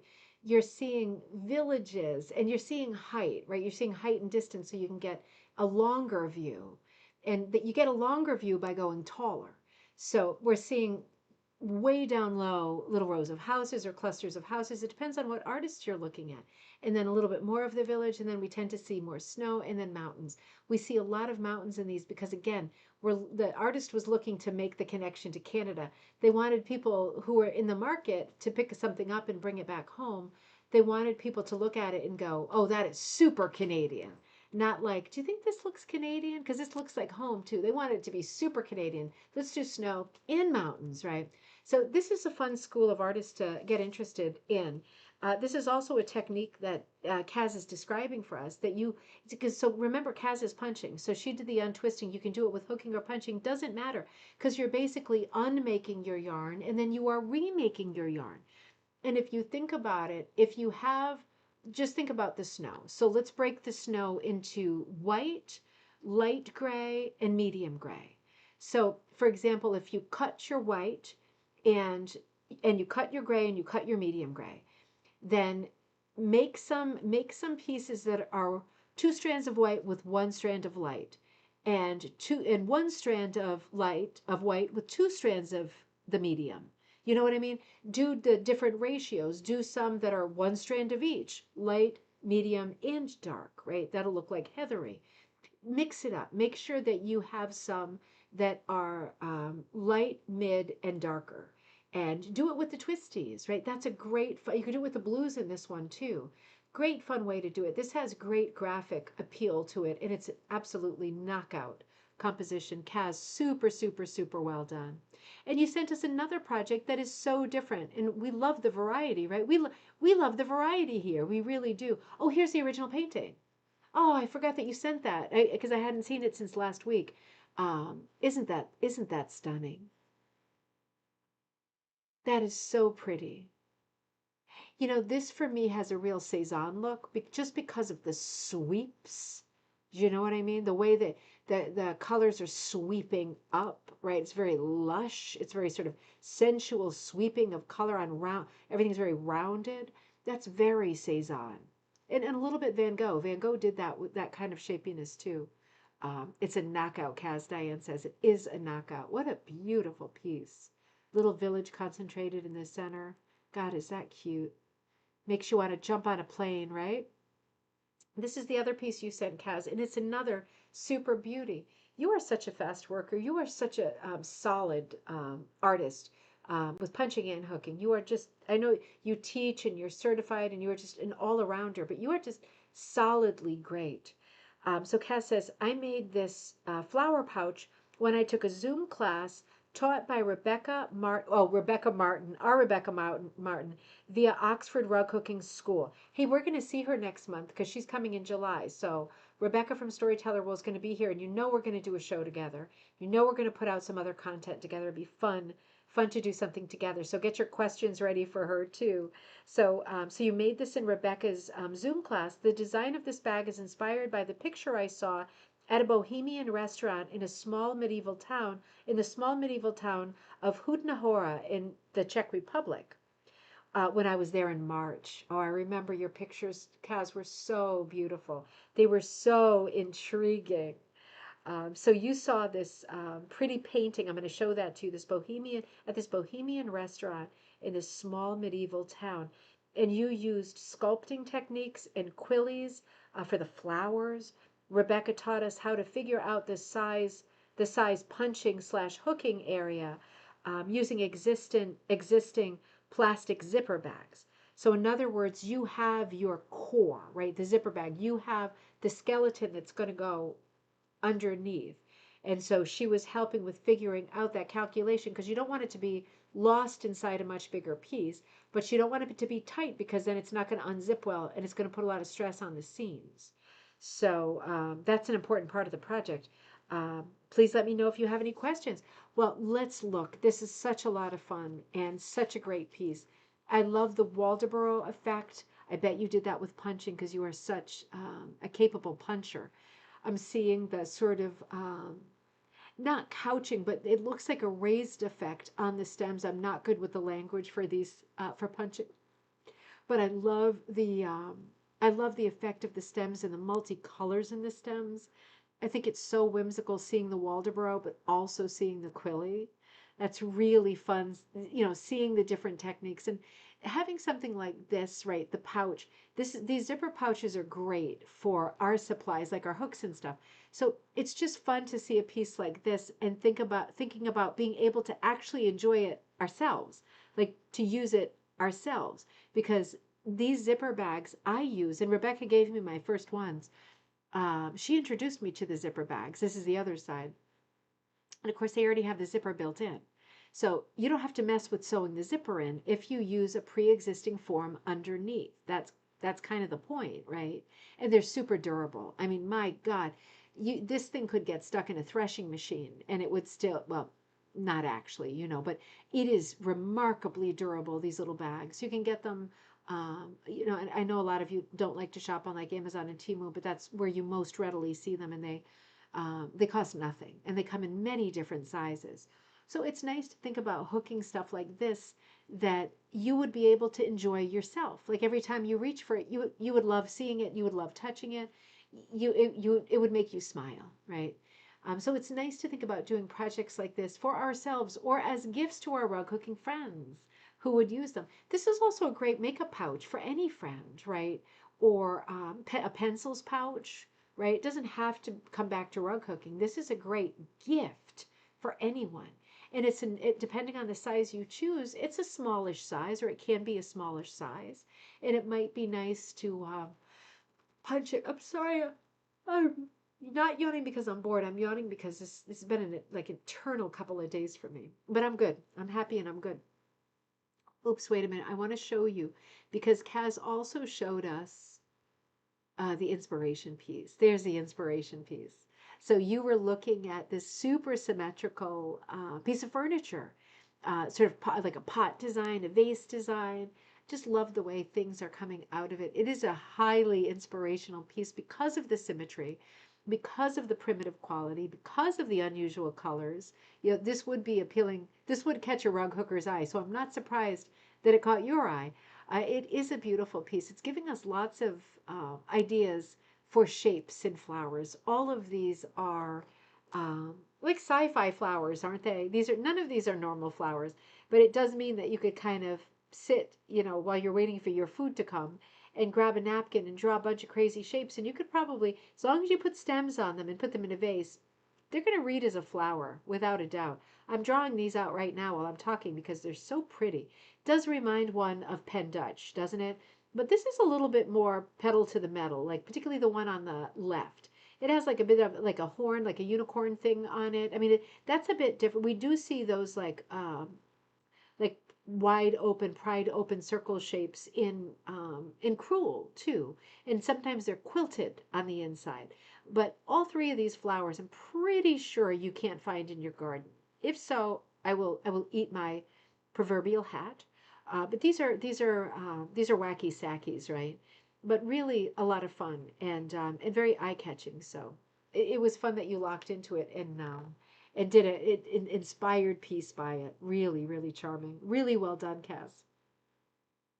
I'm going to move on. Jessica, you sent us some beautiful pieces. Another buddy who is ever working on new pieces. Cass says the Czech Republic has a lot of German folk art influence. And all of this is the same, right? It all comes from the same places. Folk art in general, right, is always going to be sort of untrained, naive art, and that's not an insult, right? That is, if anything, a compliment. But all of these folk traditions are rooted in the same places, and there's a lot of crossover.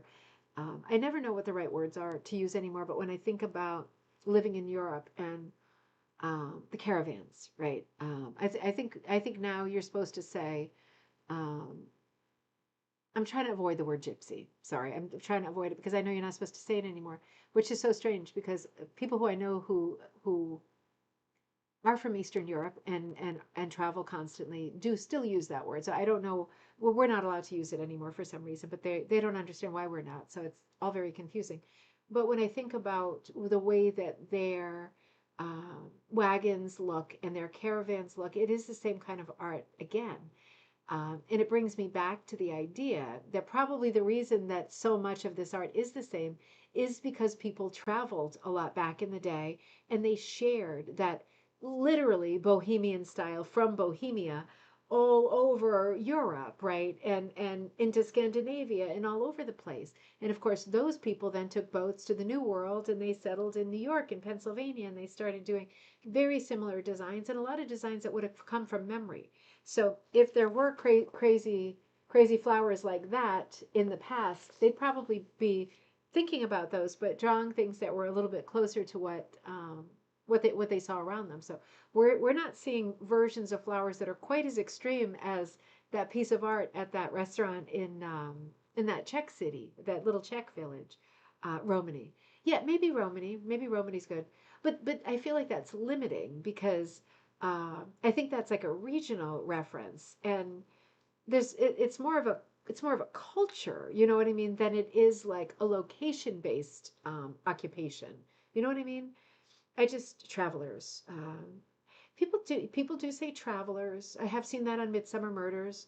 Um, yeah, it's that one seems to be changing a lot lately. So I don't really know where we are anymore. But uh, yeah, you know, I would never say something bad on purpose. But yeah, their art is exquisite. And Kaz, I'm not surprised that you were inspired by it. So let's come back over here. Jessica, you sent some beautiful work tonight too. You said, "Hello, Deanna. Hello, everybody. I'm super excited for gallery night and I'm looking forward to getting my Chetty Camp kit from Kirsten. And in the meantime, I've been working on UFOs that have been sitting here in my stash for a while. I have finished 3 projects in the last couple of weeks. Well, you are a fireball. Number one, I finally finished I'll Fly Away. Ooh, I think this is the wrong one. Yep, I think I got the wrong one. Hang on. Let me just hold on. Okay, wait a minute. I'm just reading forward. No, I'm sorry. This one is number 2. Recently at a thrift store, I found rug hooking patterns on burlap. Well, that stops everybody's heart, doesn't it? That's exciting. Um, Beautiful sky, Linda says. The Irish have a travel culture as well. Definitely not limited to one region. But again, like who knows what you're supposed to who knows what you're supposed to say, and you're going to get different answers, aren't you? And then you're scared to say any words because I mean I am particularly on camera because I think I don't want to say the wrong one, right? But I don't want to dance around something that we're all looking at and go, oh, you know what that looks like, right? It's a funny time. It's a funny time. Everybody wants to be sensitive and everybody should. But yeah, a lot of moving targets these days. So this one was recently found at a thrift store. All of the rug hooking patterns that Jessica found were between $2 and $4 a piece. And she says, wow. One was a Pearl McGowan desert landscape. Um, Jessica, this day must have been so fun because Jessica really treasures like the rug hooking history stuff too. So she is exactly the kind of person who would find this at a store and go crazy, right? Be like really excited, like really excited. Other people would see it and be like, you know, I don't know if I'm ever going to make it. Not Jessica, and you know she's not going to do. She's not going to do it like it is, right? We know that already.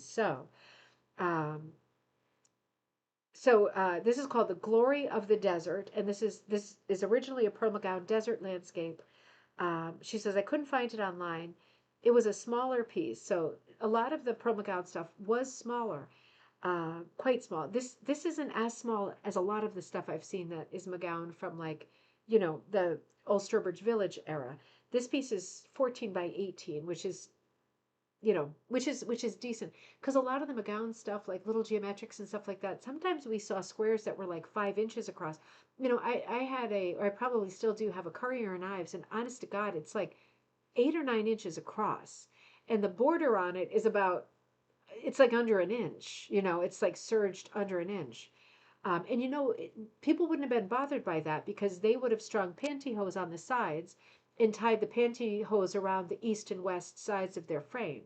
So they didn't care if the piece was smaller. That didn't bother them at all, I don't think. I can't speak for them, but I know that they did the thing with the pantyhose, the trick, or they sewed like dish towels and stuff on and just stretched that so it was a larger piece. So some of the smaller pieces, and 14 by 18 is pretty decent for this era of Pearl McGowan. But I get what you mean. It's a busy piece for such a small piece. It's a really busy piece. So Jessica started and finished it in about 4 days.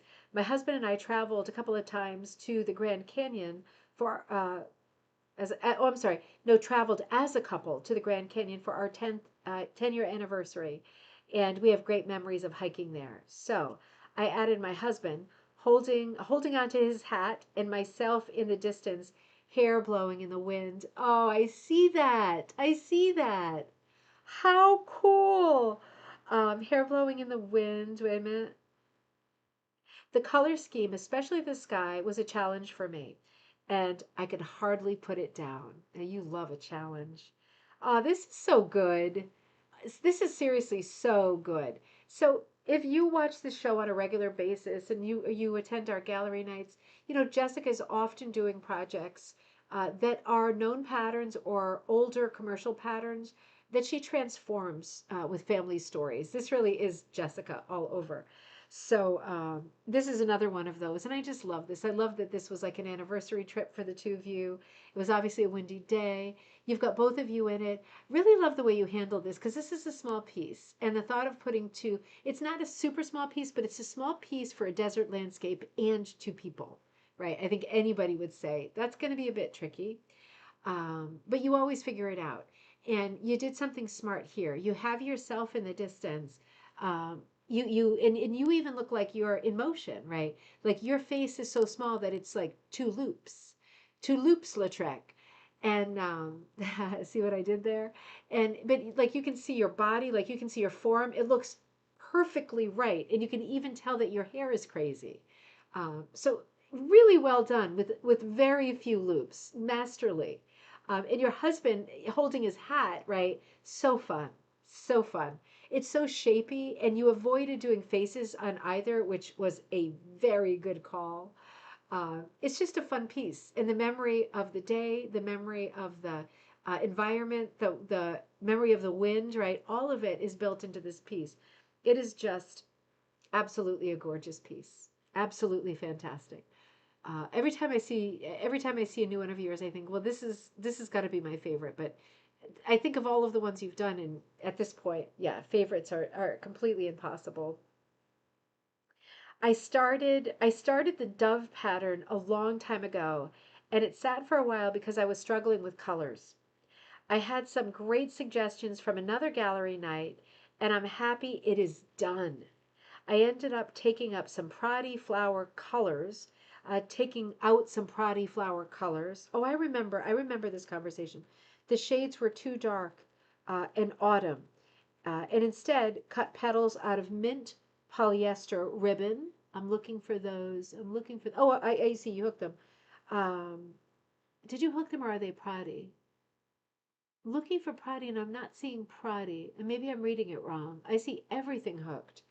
The shades were too dark, and instead cut petals out of a mint polyester ribbon.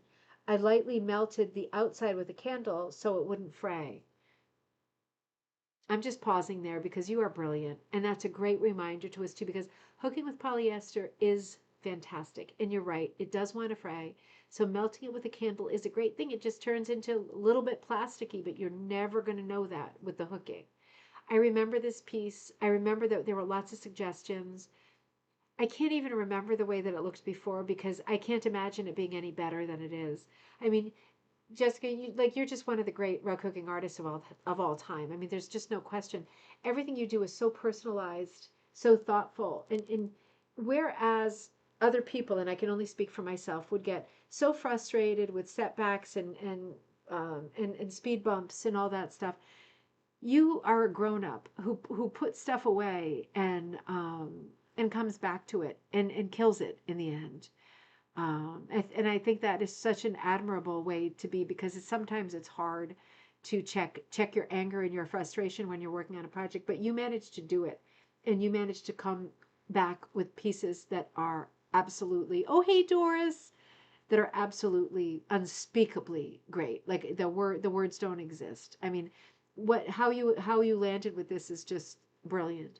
I'm trying to read the I'll fly away. Oh, glory, I'll fly away.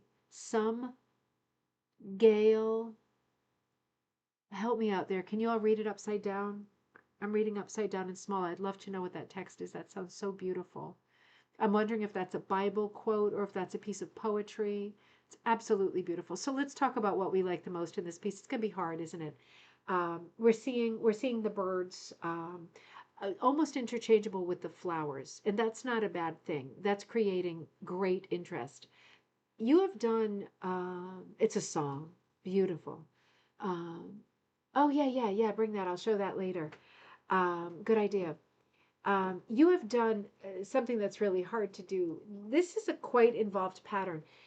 having said that, it's a pattern that works like a lattice, right? All of the branches are connected. So it's almost like you're laying on the ground looking up through the lattice at the sky. So while that is usually the kind of perspective for this kind of line drawing, it can become confusing, and it's not confusing.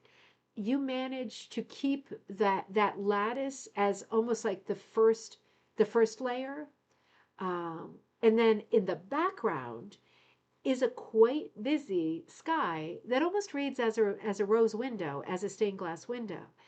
Now that's hard to do because while you're working in all blue families, right? You've got smoky blues, gray blues, light blues, dove blue, cornflower, robin's egg, blue jay. You've got a navy. You've got a lot of blues in there. It reads perfectly. I don't know how you did it. The outlining is helping as well, right? The outlining is definitely helping. Dondi says, I am in awe of this. Um, it's very cleverly done. And obviously Jessica's done, and you can see her little feet at the bottom. So you can see what kind of size it is. It is larger. Um, you can get away with stuff like this if you are thoughtful. I, I think outlining is helping a lot. I think the color planning is helping a lot, right? We are seeing a lot of color change in the leaves, but we are seeing the same colors, right? It's color changing a lot, but between the same colors. Now, that's kind of a big deal because if you have a lot of different shades, right, on different branches, whew, that's going to be hard to read, right? This is almost like something intaglio or embossed. Like we see one layer on top and we're aware of the layer behind. And the layer behind, although it is complicated, right, it's abstract, but it's piecey. It's many colors. It's not solid, right? It is not solid. And Doris says, reminds me of a stained glass window. Absolutely, it does. And I think Diane says, she mentions the light, right? And I think part of the reason it reminds one of a stained glass window is because it is light in the center and it gets dark on the edges. And it is so beautiful how the dark around the edges kind of bleeds into that brownish, neutral gray, even I don't think it's black. I think it's browns and grays, sort of hit or miss stripy border over which the cursive words are written. All of that stuff, right? Is that giving you stomach cramps just thinking about doing this? All of it required a lot of thought and a lot of planning, no doubt, and experimentation. And Jessica is just the person to be able to put it down and say, I'm going to return to it later. But I remember when we were talking about this on Coffee Time, Jessica, can you, on Gallery Night, can you send the earlier one and the now one? Because I would love to be reminded. And whatever you did and um, whatever choices you made, they were the right choices, hands down. No question about that. Um, it's so cool too because you notice that the birds are in different directions. So it is like it's a rug that you could approach from any angle. It's not a rug that just goes top to bottom one direction. And also the words go around. It is, as you know, super hard to hook words. So the fact that these words are hooked onto a sort of hit or miss background, and the hit or miss background has so much integrity, like you can read the stripes. It's not a hot mess. You can read the stripes. So the stripes are intact, the cursive letters are intact, and they're legible. This is just a masterpiece all around. It's an absolutely beautiful piece. It's, you know, when I think about pieces that we as rug hookers, hold on one second, I'm going to sip. When I think about pieces that we as rug hookers tend to refer to as more technical pieces, I think when we think of what is a technical piece in rug hooking, your brain probably goes to pieces that are very realistic, right? Like flowers and scrolls and all that, very realistic. And that's probably what your brain to goes to when you think of technical.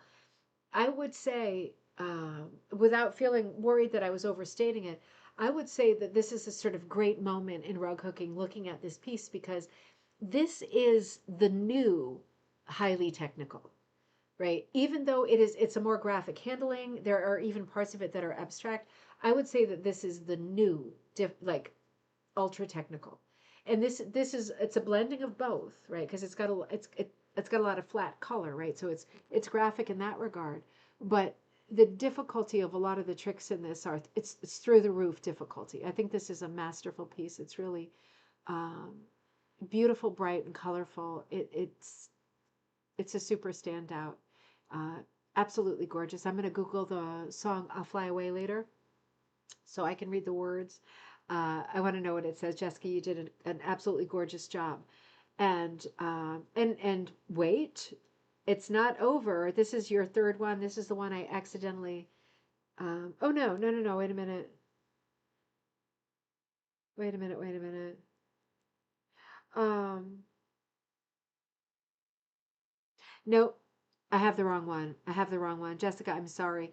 I was reading the wrong text. I am so sorry. This is the one I find. I'm sorry. I switched the text on these two. Jessica wrote for this one, I'll Fly Away. I finished I'll Fly Away and I love it. I originally bought, you were working on this though, and we saw it without a doubt, right? I don't remember if you were asking opinions on this one, but I remember that I saw this one and I did not see it finished. So we saw this, right? Am I going crazy or did we see this? So Jessica finally finished I'll Fly Away and I love it. I originally bought the unnamed pattern drawn on monk's cloth from Diana.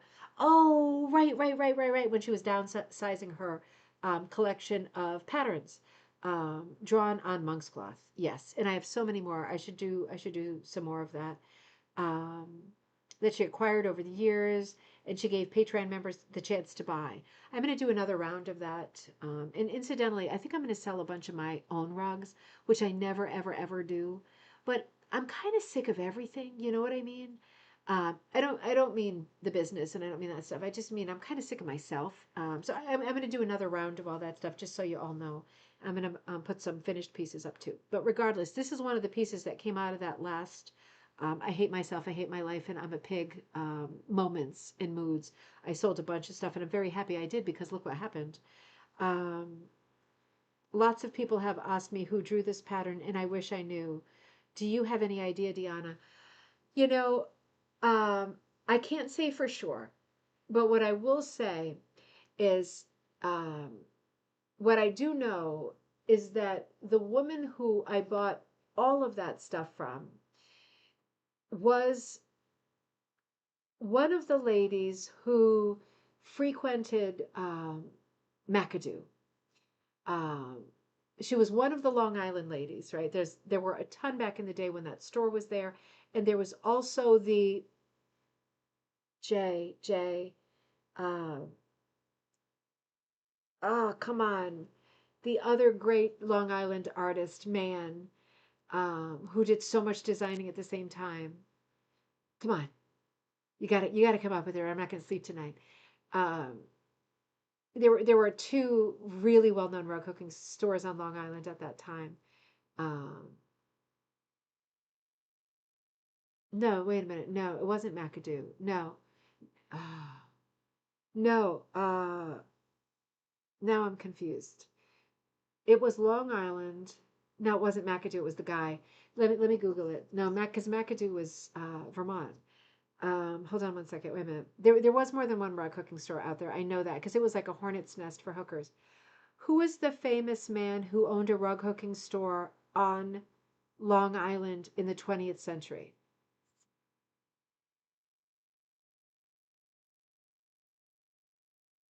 George Wells. That's who it was.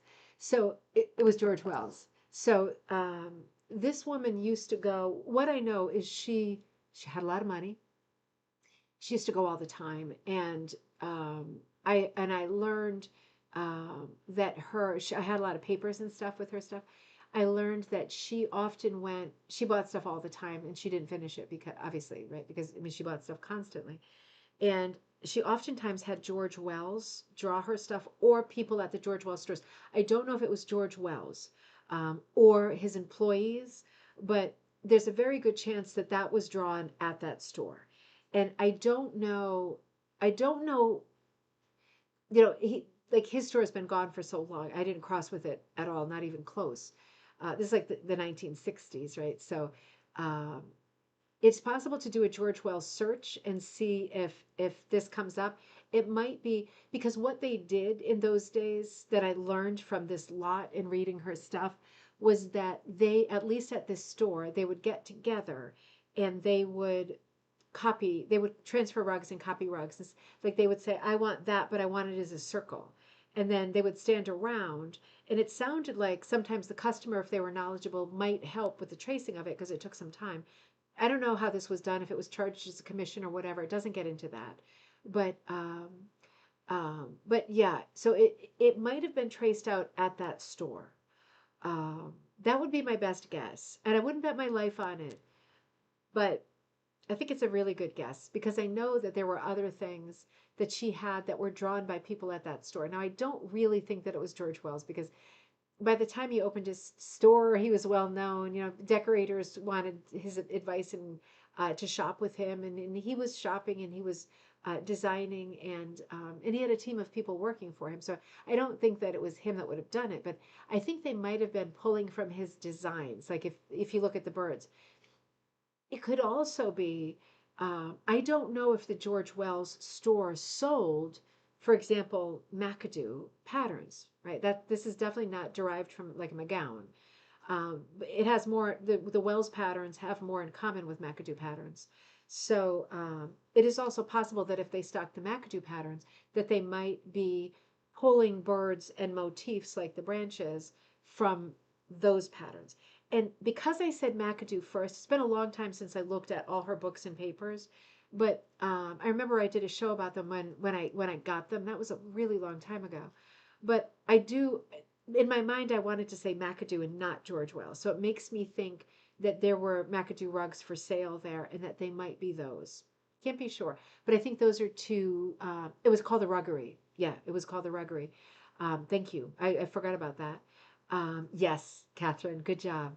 Um, I think that would be a good place. I would start in those two places and check the patterns and see what those birds look like because they're quite distinctive. And just look for something. I would actually look for a rectangle rug, not a circle rug. I'm thinking that the reason that it was drawn was because it wasn't a circle rug. I'm thinking it was like so many other rugs at that time that was like a lattice on a giant floor size rug, right? Animals, birds perched in trees, but a giant living room rug that would have been punched, right? Not hooked, but punched. And punched with the black punch, the ultra punch, right? Not the Oxford punch, not yet. So I would start there. It'd be interesting to see where it goes. So beautiful. So let me get to the other one that I meant to do. So I had them in the wrong order. I had the text in the wrong order. And the other one is the one that you were getting some opinions on. And that makes more sense because I remember that you did get a lot of, we were talking a lot about this one. You said, I started the dove. See, I saw birds in the other one. That's why I read it because I saw the birds. I started the dove pattern a long time ago and sat on it for a while. Okay. So maybe the other one wasn't a struggle at all, right? Now this makes sense because you were struggling with the colors. I had some great suggestions from another gallery night, not the last one, and I'm happy it's done. I ended up taking out some of the Prati colored flowers.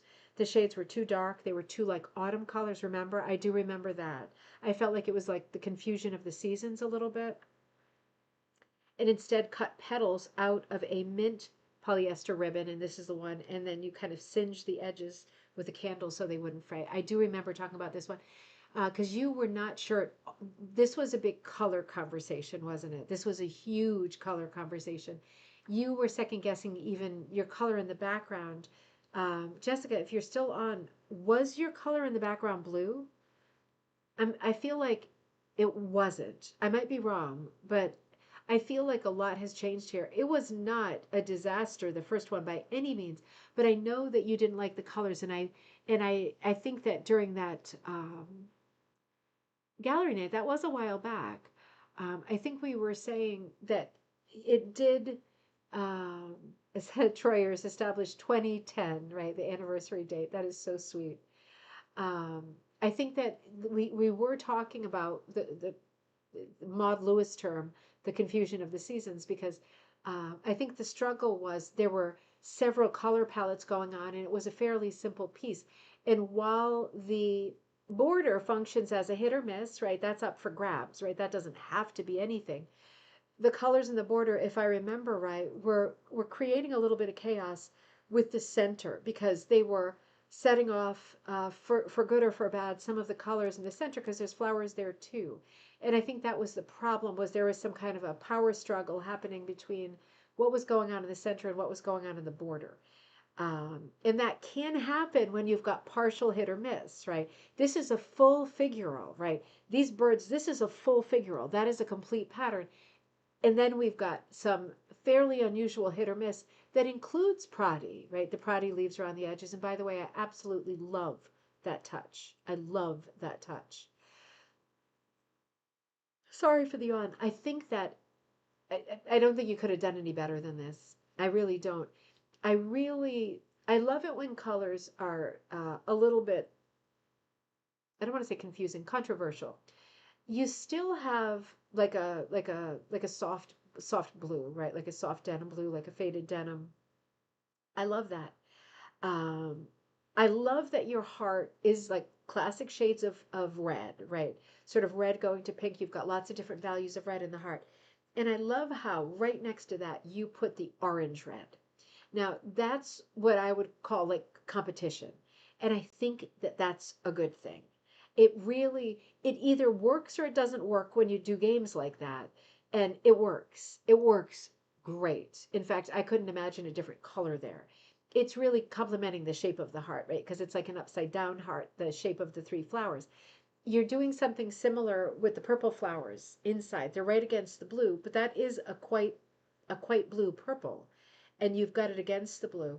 And again, everything stands out great. Everything stands out great, but in terms of harmony, those colors are not so much the purple blue as the red red.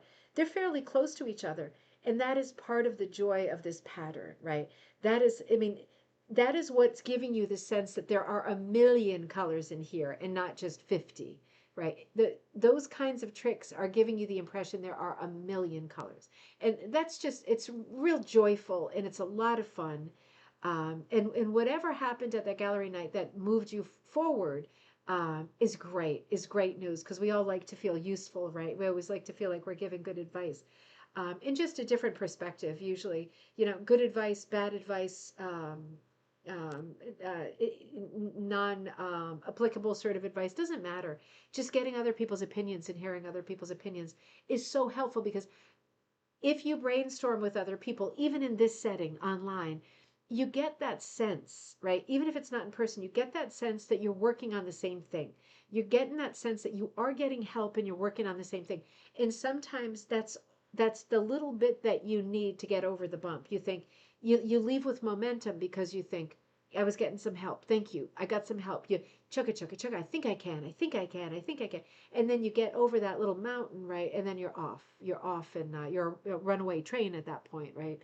So you're always a runaway train. But this, I mean, this came out great. I can't imagine this being any better. So I'm going to say it for this one. If you ever can, send us befores and afters. I would love to look at them again. It's so much fun looking at all of your pieces.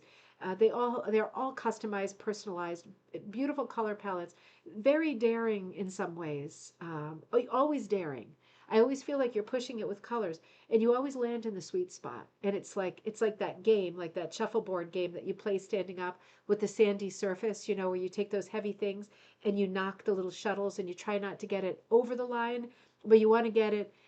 You want to get it in between the lines, right? You want to get it in that exact spot. I feel like that's an analogy for you, Jessica. You're always in that sweet spot, and it's almost impossible to land your puck there again and again and again, but you always do. So, yeah, absolutely beautiful and well done. I just wanted to say, Joy says, uh, the store still exists in Locust Valley. You can email them with a photo of your rug. The ruggery still exists in Locust Valley? I didn't know that. That's crazy. Did I know that? Not that I have to know everything, but I feel like we've talked about, is it new again? Did it like reopen? Because I'm sure it was closed, or maybe this is just a different location. I don't know Long Island at all. Maybe this is just a different location. I only went there once to pick up a haul, and I can't remember if it was that haul, but I bet it was. So long ago, I'll never remember. Remember, I had buttons in the car with me. That's all I remember. Jessica, absolutely beautiful. Thank you so much for sending us some amazing beauties. Um, Oh, you know what? I just want to also let you know. Wait a minute. Let me come up here by way of congratulations. I know we've seen this piece in a past tonight, but I also wanted to share with you um, that this rug was a challenge for our. This was a challenge rug for. This is Ruth, right? This is Ruth for our Americana hook in Branson. So it must be Branson, Missouri, in July. Those rugs will be featured along with their patterns in the brochure handed out to all the attendees. So very nice. This was a challenge rug. And so there is, you can ask Ruth about it because that's all the info I have. If you're interested in going to that exhibit, then there's a little paper thing that goes with it, like a souvenir that guides you, and then you'll know about the other rugs that were chosen. Really pretty, really, really pretty. I loved this rug when we saw it. I love it now, and I love to know that it's going to be displayed in Branson. That is really exciting. So let me come back down here and something else really exciting that I want. I think one of the themes for tonight is joyous celebration. Hold on, that was another. Hold on, I'm seeing a few slides that I had to put in twice because I don't know why. Um, Jamie, Jamie Gerard, who handle is Jumpin' Jehoshaphat. Um, God, we're getting so used to Jamie being like incredible. This is another artist, right? Jamie is Canadian. He's doing, and I'm sure you recognize his style from a lot of other pieces that we've looked at in gallery night and in our Facebook page that I hope you're on, which is called Rug Hooking and Punch Needle Club. I also want to tell you before I go further, we have a little bit of time left, just so you know, if you're thinking, Deanna, you're running over. We have just a little bit of time left. We have a few more. I want to draw your attention to Jamie's piece. Let me find it because he is nominated for. Oh, wait a minute. Let me do Jump In because he doesn't go by his name. He was nominated for something up where he is in Canada, and here he is. He is so adorable. Hey, friends, I'm going to show you the image in a second. I don't think it's this rug. I think this is a rug that we've seen. Hey friends, my rugs are being noticed, and he's in the running for an award. Exciting! I'm a finalist and might just win the People's Choice Award in Western Living Design with your help. I would really appreciate it if you voted for me. You don't need to subscribe or anything. And he puts the link into the thing. If you're on Facebook, I think this is a good thing to do because we're talking about rug hooking. We're talking about Jamie. We're talking about Jumpin' Jehoshaphat, and we love his work. It's super innovative. He's a man, whoa, working in rug hooking, and we want to celebrate that too because there's not as many men working in rug hooking. It's absolutely adorable. So if you are on Facebook, he puts the link. Oh, I zoomed away from the page. He puts the link on the thing, and I went and did it. Literally, it took me under a minute. You know. I thought as soon as I click, it's gonna say, download a picture of yourself in your Halloween costume when you were 7. Oh, you can't go for download your credit card, your Social Security. Didn't do anything like that. It did ask for my name, my country, or for my zip code or something. I didn't subscribe, right, because I'm in a different country, so I wouldn't benefit me at all. But this is a good way to support rug hooking. Is to support a fellow rug hooker in a contest like this because if he's the winner, that is going to be a big deal, right? That magazine is going to blow it up. And that's a big deal for all of us. So, think about it, make a little note to yourself. It would be a really good thing to do to get in there and to vote. It takes no time. You don't have to put anything in there that you need to worry about. You just make the vote, and it already brings you to his page to vote for him. He's an extraordinary artist, right? He deserves this. He's an extraordinary artist. And while we see a lot of very innovative gallery artists, particularly in Canada, Jamie is still very different, like very, very different. So let's look at his newest invention here. He says, I am hoping to contribute to another piece to your gallery night, if I may. He's very Canadian and polite, isn't he? This is the large one that I just finished. I call it Q learning, and that's the letter Q, Q learning. Still within my theme of AI exploration. This one digs into this aspect of deep learning, which is one way that AI can be trained. In this case, the algorithm is giving, if you're lost, don't worry, I am too. But let's do it for those of you who are not. In this case, the algorithm is given choices, and one choice is always better than another. So, after doing something once or twice, the algorithm has reinforced its learning to make better choices. I wish my teenage students could learn that way. That's quite funny quip. When one digs deep into Q learning, the wording often describes it as a rewards based system. That really means, this really makes me question how a machine feels the positivity of rewards or understands winning versus losing, or right versus wrong, or good versus bad choices, etc. I plan on delving into this question to try to understand it more, maybe in another piece, but Q learning is done. The rug itself is 25 by 71, upcycled wool hooked into a burlap feed sack. I washed the sack many times with dish soap and shampoo, then waxed it with the stump of a scented candle to soften it. I am swooning now. I mean, now I'm swooning. Um, I may have shaved the burlap with my stitch eraser clippers. Can't remember. It was 3 months ago. I did not dye any wool for this rug, so this is going to be all recycled wool. I'm going to tell you more about it.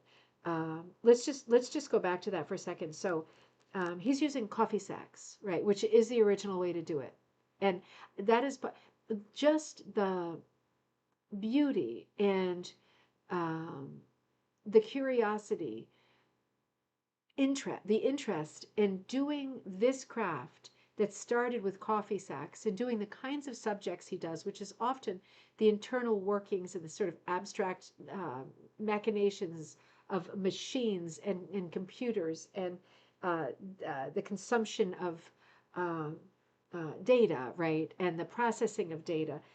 These are his favorite types of subjects, and while they're handled in an abstract fashion, we always agree with his pieces that they do look like some kind of a circuitry board. And that's not surprising because he's always referencing computers, right? And computers, while the part that we experience is on the screen and in the air, of course, there is that other part that is the inside of the machine that we never see, right? But if you were to look at it, or if you were to build computers, or you're going to take up that sort of that part of interest in computers and AI, you would be more familiar with these kinds of sites, I guess. Just the general themes of his work are quite unusual in rug hooking, right? So he says this design was started with black walls in the main body of the maze, with the entry and exit opposite on the long ends. I'm looking for that too. I see it. I did draw them on with a Sharpie marker. Once the walls were hooked in, and I imagined the black border around the outside, I found the maze's dead ends. These would be bad choices slash no reward, and they were populated with one color in a few shades. Oh my God. Once those were all done, you're following this, right? Because this is really interesting.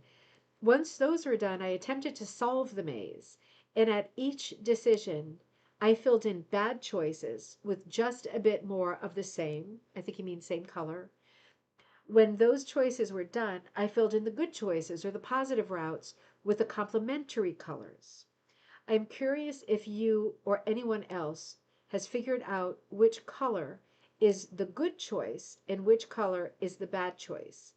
Are you or they Q learning like AI? I'm going to pause and I'm going to look at the image too. So let's see if we can figure this out. I'm entering on the left, and I can see it immediately dead ends, but if you go down, it curls up into, I'm seeing this very small, it curls up into blue and then green in dead ends. Um, that seems like blue is a dead end. If you go, okay, so it seems like you can't go that way at all. I can't really see on my version if the green carries you down to the next box, because then you could exit on pink and you could stay on pink. I'm still with pink, yellow, and white. And I'm traveling with pink, yellow, and white. And I think I dead ended. But that doesn't mean that pink, yellow, and right. I'm going to go in on the right hand side. I know you can enter and exit. I'm going to see if it's easier on the other side. Um, I feel like my guess would be that pink, yellow, and white are the good choices, and blue, green, and yellow are the bad choices. Are those your ideas too? I'm just looking. I see a lot of dead ends at the blue, green, and white. I don't know if white is a color, so I'm going to say the blue and the green. Let's see if he tells us the answer. Anything the anything that was not pink or blue was filled in with yellow with white or yellow. I was going to try to hide some messages in there, but it didn't work out. So I just filled in the not pink and the not blue spots. Once the body of the rug was done, I popped out the staples with a butter knife. You know what? I bet he was working with the thing stapled onto a piece of wood. That's what it sounds like, right? I mean, he's old school, like he's hardcore old school. But he's getting this result, which is why he deserves to win this challenge. Um, Catherine says, I think so. Okay, so let's see. I still don't understand if we're right or wrong. So once the body of the rug was done, I popped out the staples with a butter knife, um, with a magnet stuck to it. I don't lose staples anymore. That's a great tip.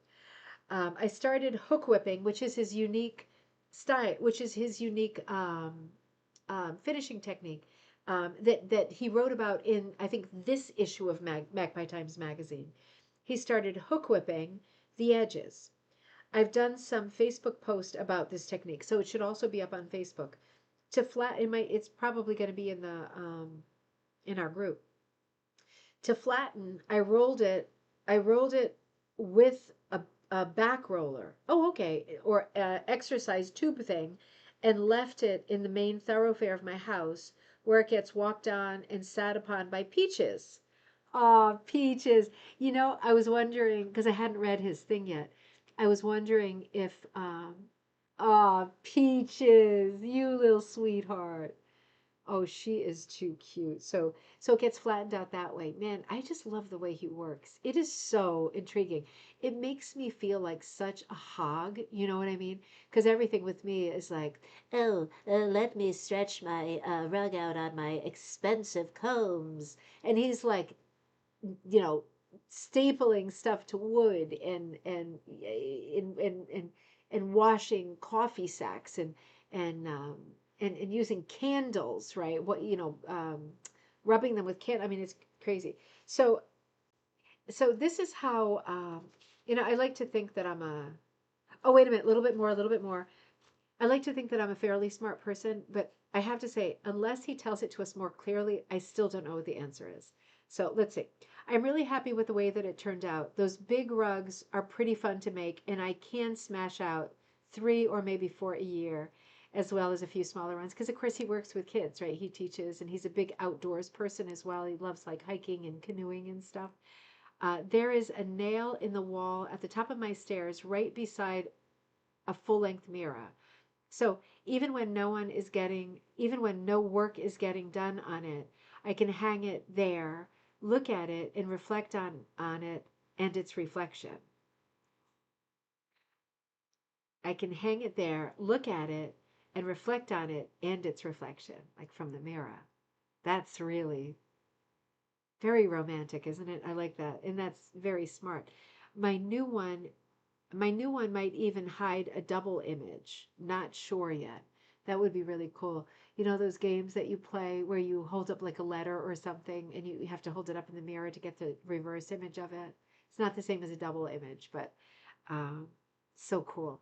In addition to this rug, one more thing I'd really like to share with hookers everywhere is the website Ravelry. He's right about this.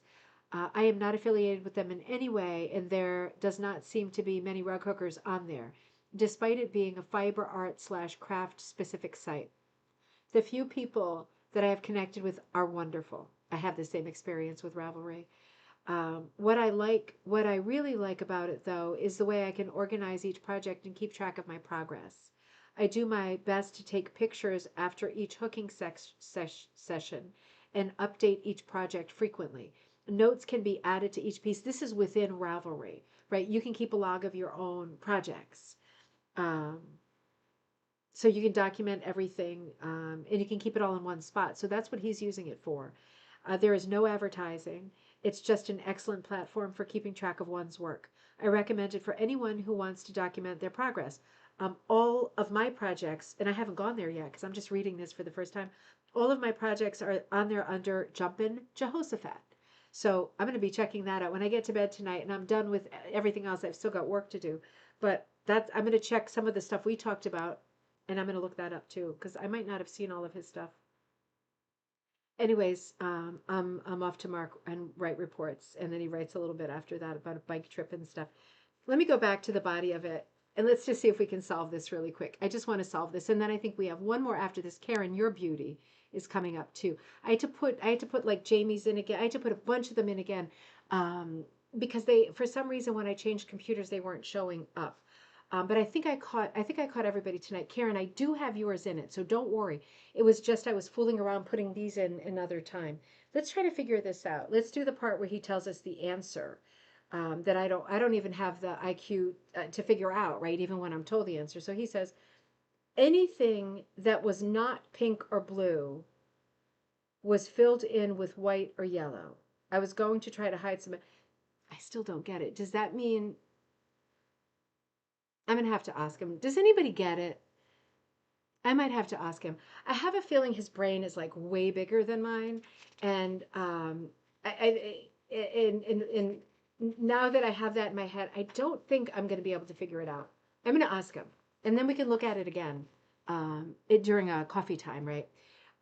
Absolutely beautiful, absolutely beautiful, and please, please get in there, please get in there and vote, right? Vote for Jamie, vote for the craft, right? Vote for all of us, and the more times rug hooking is elevated, and treated as higher art than just crafty rafty pom pom popsicle stick times, is a win for all of us.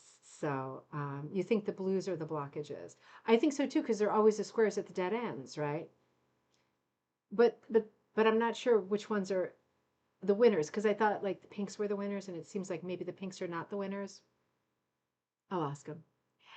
So Karen, you sent a beauty in, and Karen, like I said, I was missing you, so I was really happy to see your beauty. And I have to scroll down a little bit for that. Hold on.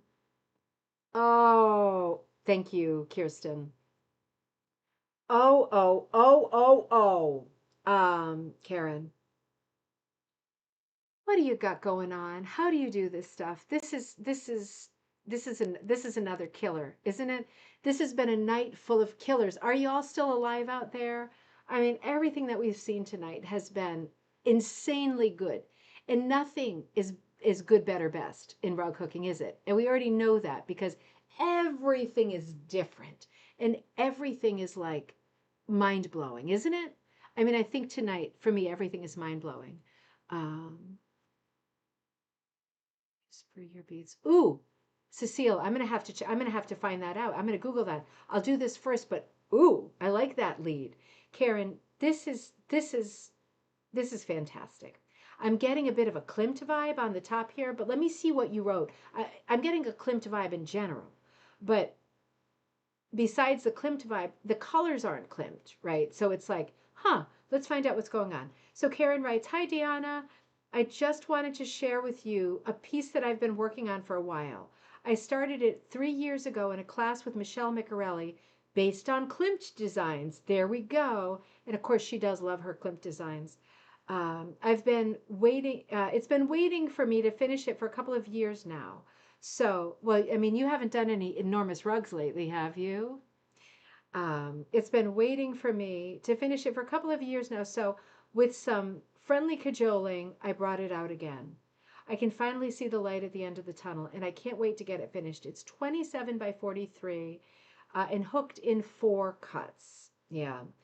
Was that the recommendation? Because Michelle does like her 4 cuts, doesn't she? And they're not particularly small. I mean, they're small, They're small, but they're not ridiculously small. I think a four is a great cut. I usually do fives these days, so four is not that much of a departure. Um, I love the effect that you're getting, and I can tell that it's a big rug. So 27 by 43, the fact that it is dramatically different than anything else I've ever done. Karen, you're right. It is so different than anything that you've done. Maybe why I struggled with it so much. I mean, Karen, color wise, you've done everything, right? But in terms of the design, this is very different. Um, Maybe that's why you struggled with it so much. My son loves it though. So he's getting, and are you kidding me? Is he getting another big rug for his house? Yeah, he just got that big rug. Was it this Christmas or was it last Christmas? God, was it last Christmas? God, I can't even remember. How crazy is that? I know you were like pushing to get to that finish line. You know, this is a composite composition, right? And it's done in the Klimt style for sure. Some of it is right on the border. All of these are motifs that Klimt used, particularly that top border and particularly that middle line, where we're seeing sort of abstractions of some of the designs that he often did during his 10-year gold period in the background, right? His portrait of Madame Adele and some of his most famous gold work. He particularly used the spirals and these little shapes, right? It was very signature for him at that moment, and then he veered away from it. But I'm seeing a lot of the tropes that he used as an artist, not just in his gold period, but throughout his career. Of course, his professional painting career started as a teenager when he was still in school because he was such a protege. It was Christmas 2025. That's crazy. Thanks, Kirsten. I felt like it was just yesterday, and then I thought, was it? That little blue inset in the bottom left, that's very Klimt too, isn't it? Uh, very, and behind it, those broken up bars, that's another trick that he would do. That's the design for quilters that we would call Roman coins. That looks exactly like Roman coins. All of these horizontals that are at slightly different angles is what quilters call Roman coins. It's a great column block, right? But Klimt did it first, and nobody owns horizontal lines, right? But Klimt did it first, and yeah, that's one of his common motifs. The one over from that on the right is another beauty. There's a lot of blending. There's a lot of variegated wool going into that one.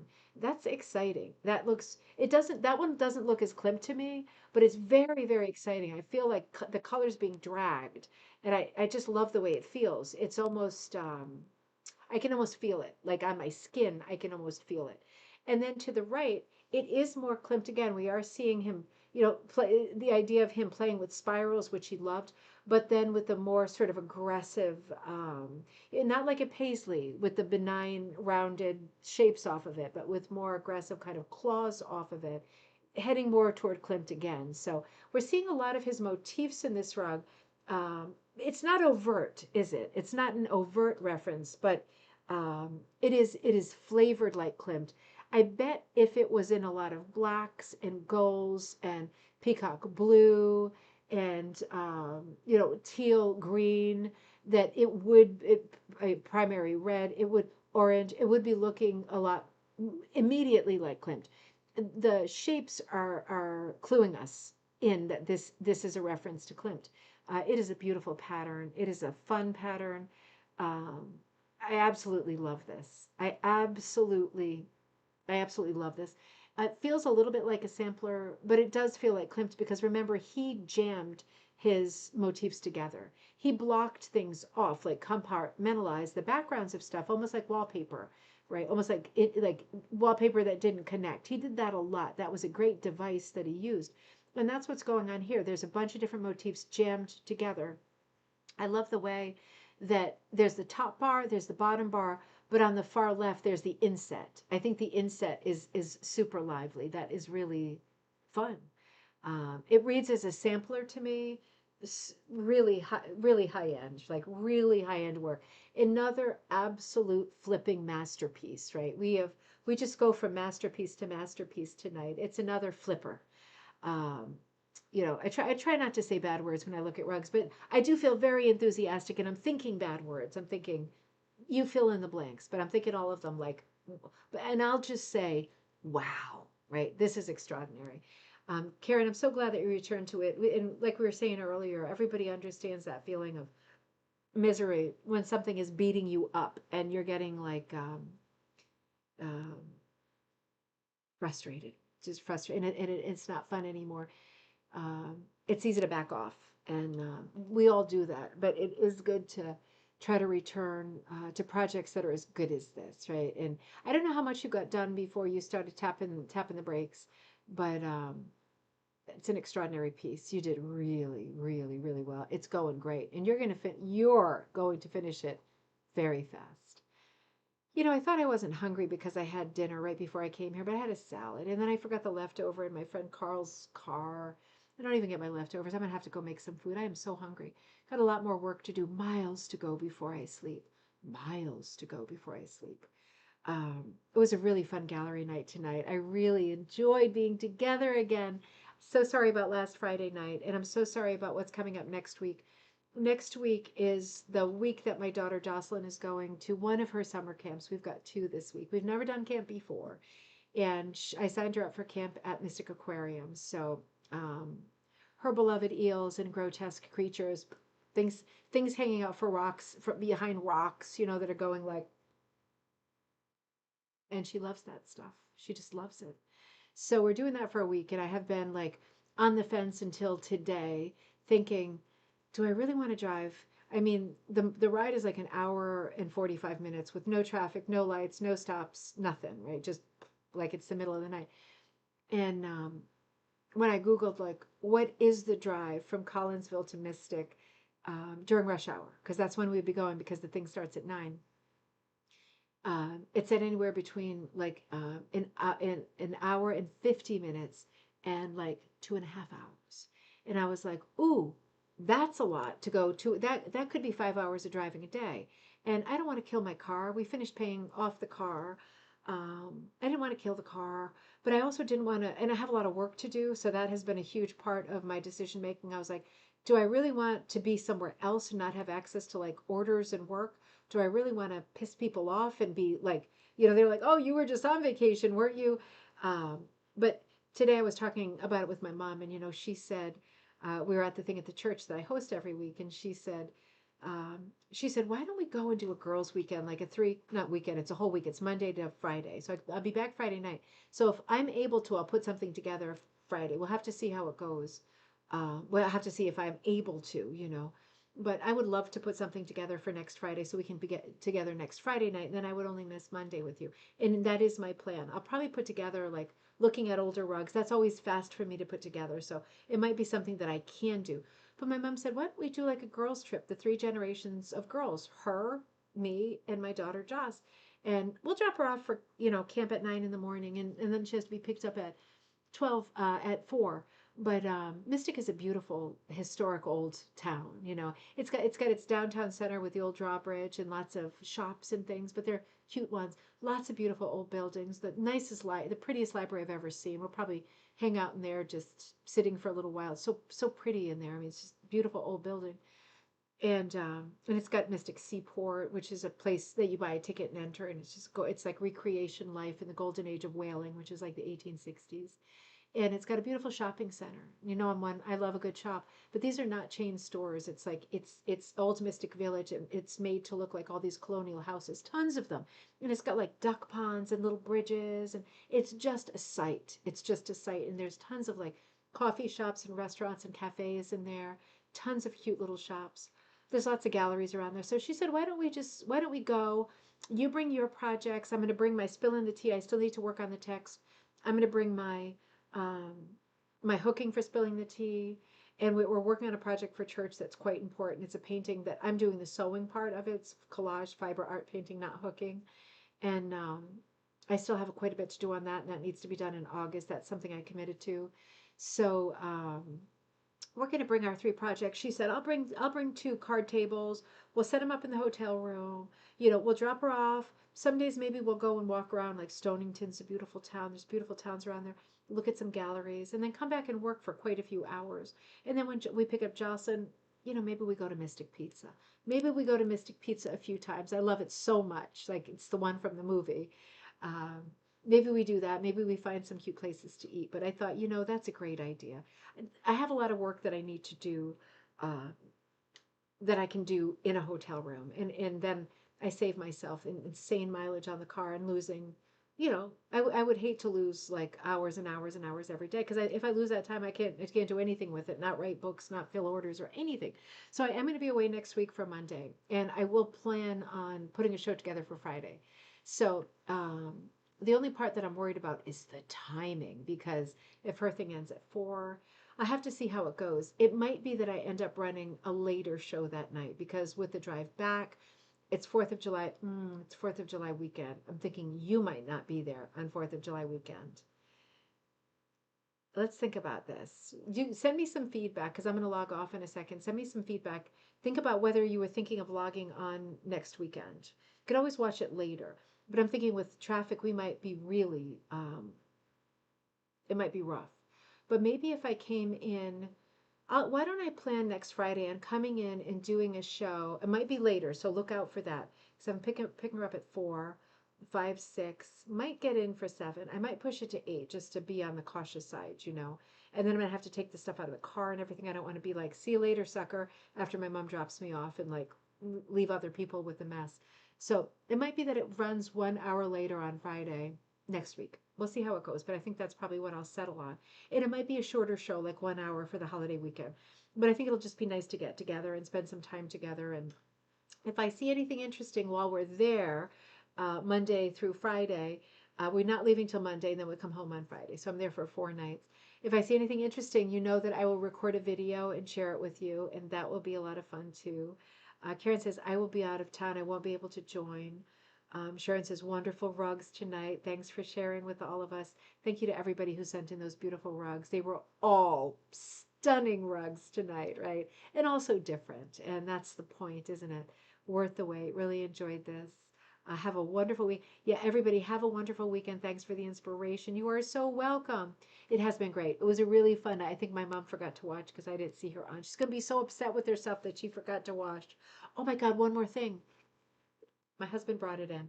These came, right? So I sent back the rose tail books because the covers were all messed up. You see how the border is white? Every single one of them, every single one of them. It was like a little bit of white slanting of, it was like, I mentioned this, right? I'm not going to start, but it was ridiculous. And while some of you were like, I want the rose book, I want the rose book, I know. But like, I could not send stuff out with my name on it that looked like garbage crapola. So I reordered them, and it's a large number, so it took a while to come. But I think it looks. I'm trying to hold it so you don't get the glare. I think it looks absolutely beautiful. It's an enormous book, right?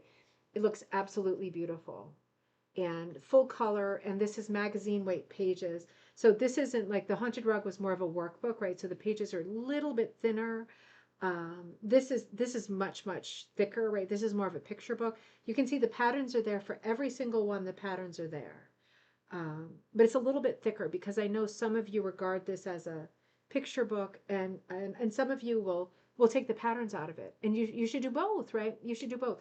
But I have the Haunted Rugs in stock. The Magpie Times. I had to reorder Magpie Times because I got a lot more orders, and I think we know why. And those are arriving either tomorrow, Saturday, or Monday. So if you ordered both, we'll probably send it on Monday, right? Because it's like so expensive to send them separately, particularly if they're ordered together. So I hope that you'll consider getting Rose's Tale. This represents more than 2 years for me of hooking, designing, and writing. Like this is a lot of writing. And there's like more than 50 people involved in this project. There's a lot of different people who hooked, who did beautiful designs. Their work is in here, forever immortalized. On the back, I have the two Cornishes, right? Barbara Cornish, bright as a button rose, and on top, the Queen Elizabeth by Mandy Cornish. Mandy is from Canada, Barbara's from the U.S. She's from Michigan. So lots of different people being represented in this enormous color book, and it really is beautiful. I hope that you feel it was worth the wait. I'm a terrible critic of my own stuff. I get crazy. I'm really, really happy with this. So I hope that you'll think about getting it. I know it's I think $40 with me at Ribbon Candy Hooking, and it will come signed. Who cares? But it does. And I think it's a little bit more on Amazon, so it comes a little bit less expensive with me. And I always love it when you shop with me, right? Because it like This is 2 years of work, and I get to keep more if you buy it from me. Do whatever's right for you. If you're in another country, make sure you buy it from your Amazon because the shipping will not be ridiculous, and I don't want you to have a ridiculous shipping thing. So yeah, do whatever works best for you. But I hope you buy the book and I hope you enjoy the book because it represents a lot of people's work and it's us, right? It's us in our group. So all right, I will see you next Friday. You'll hear from me before then, but it was a wonderful night. Have a great weekend, everybody. It was great spending time together. And if you want me before you see me again, ribboncandyhooking@gmail.com. Let's to get together next Friday night. All right. And in the meantime, have a great weekend.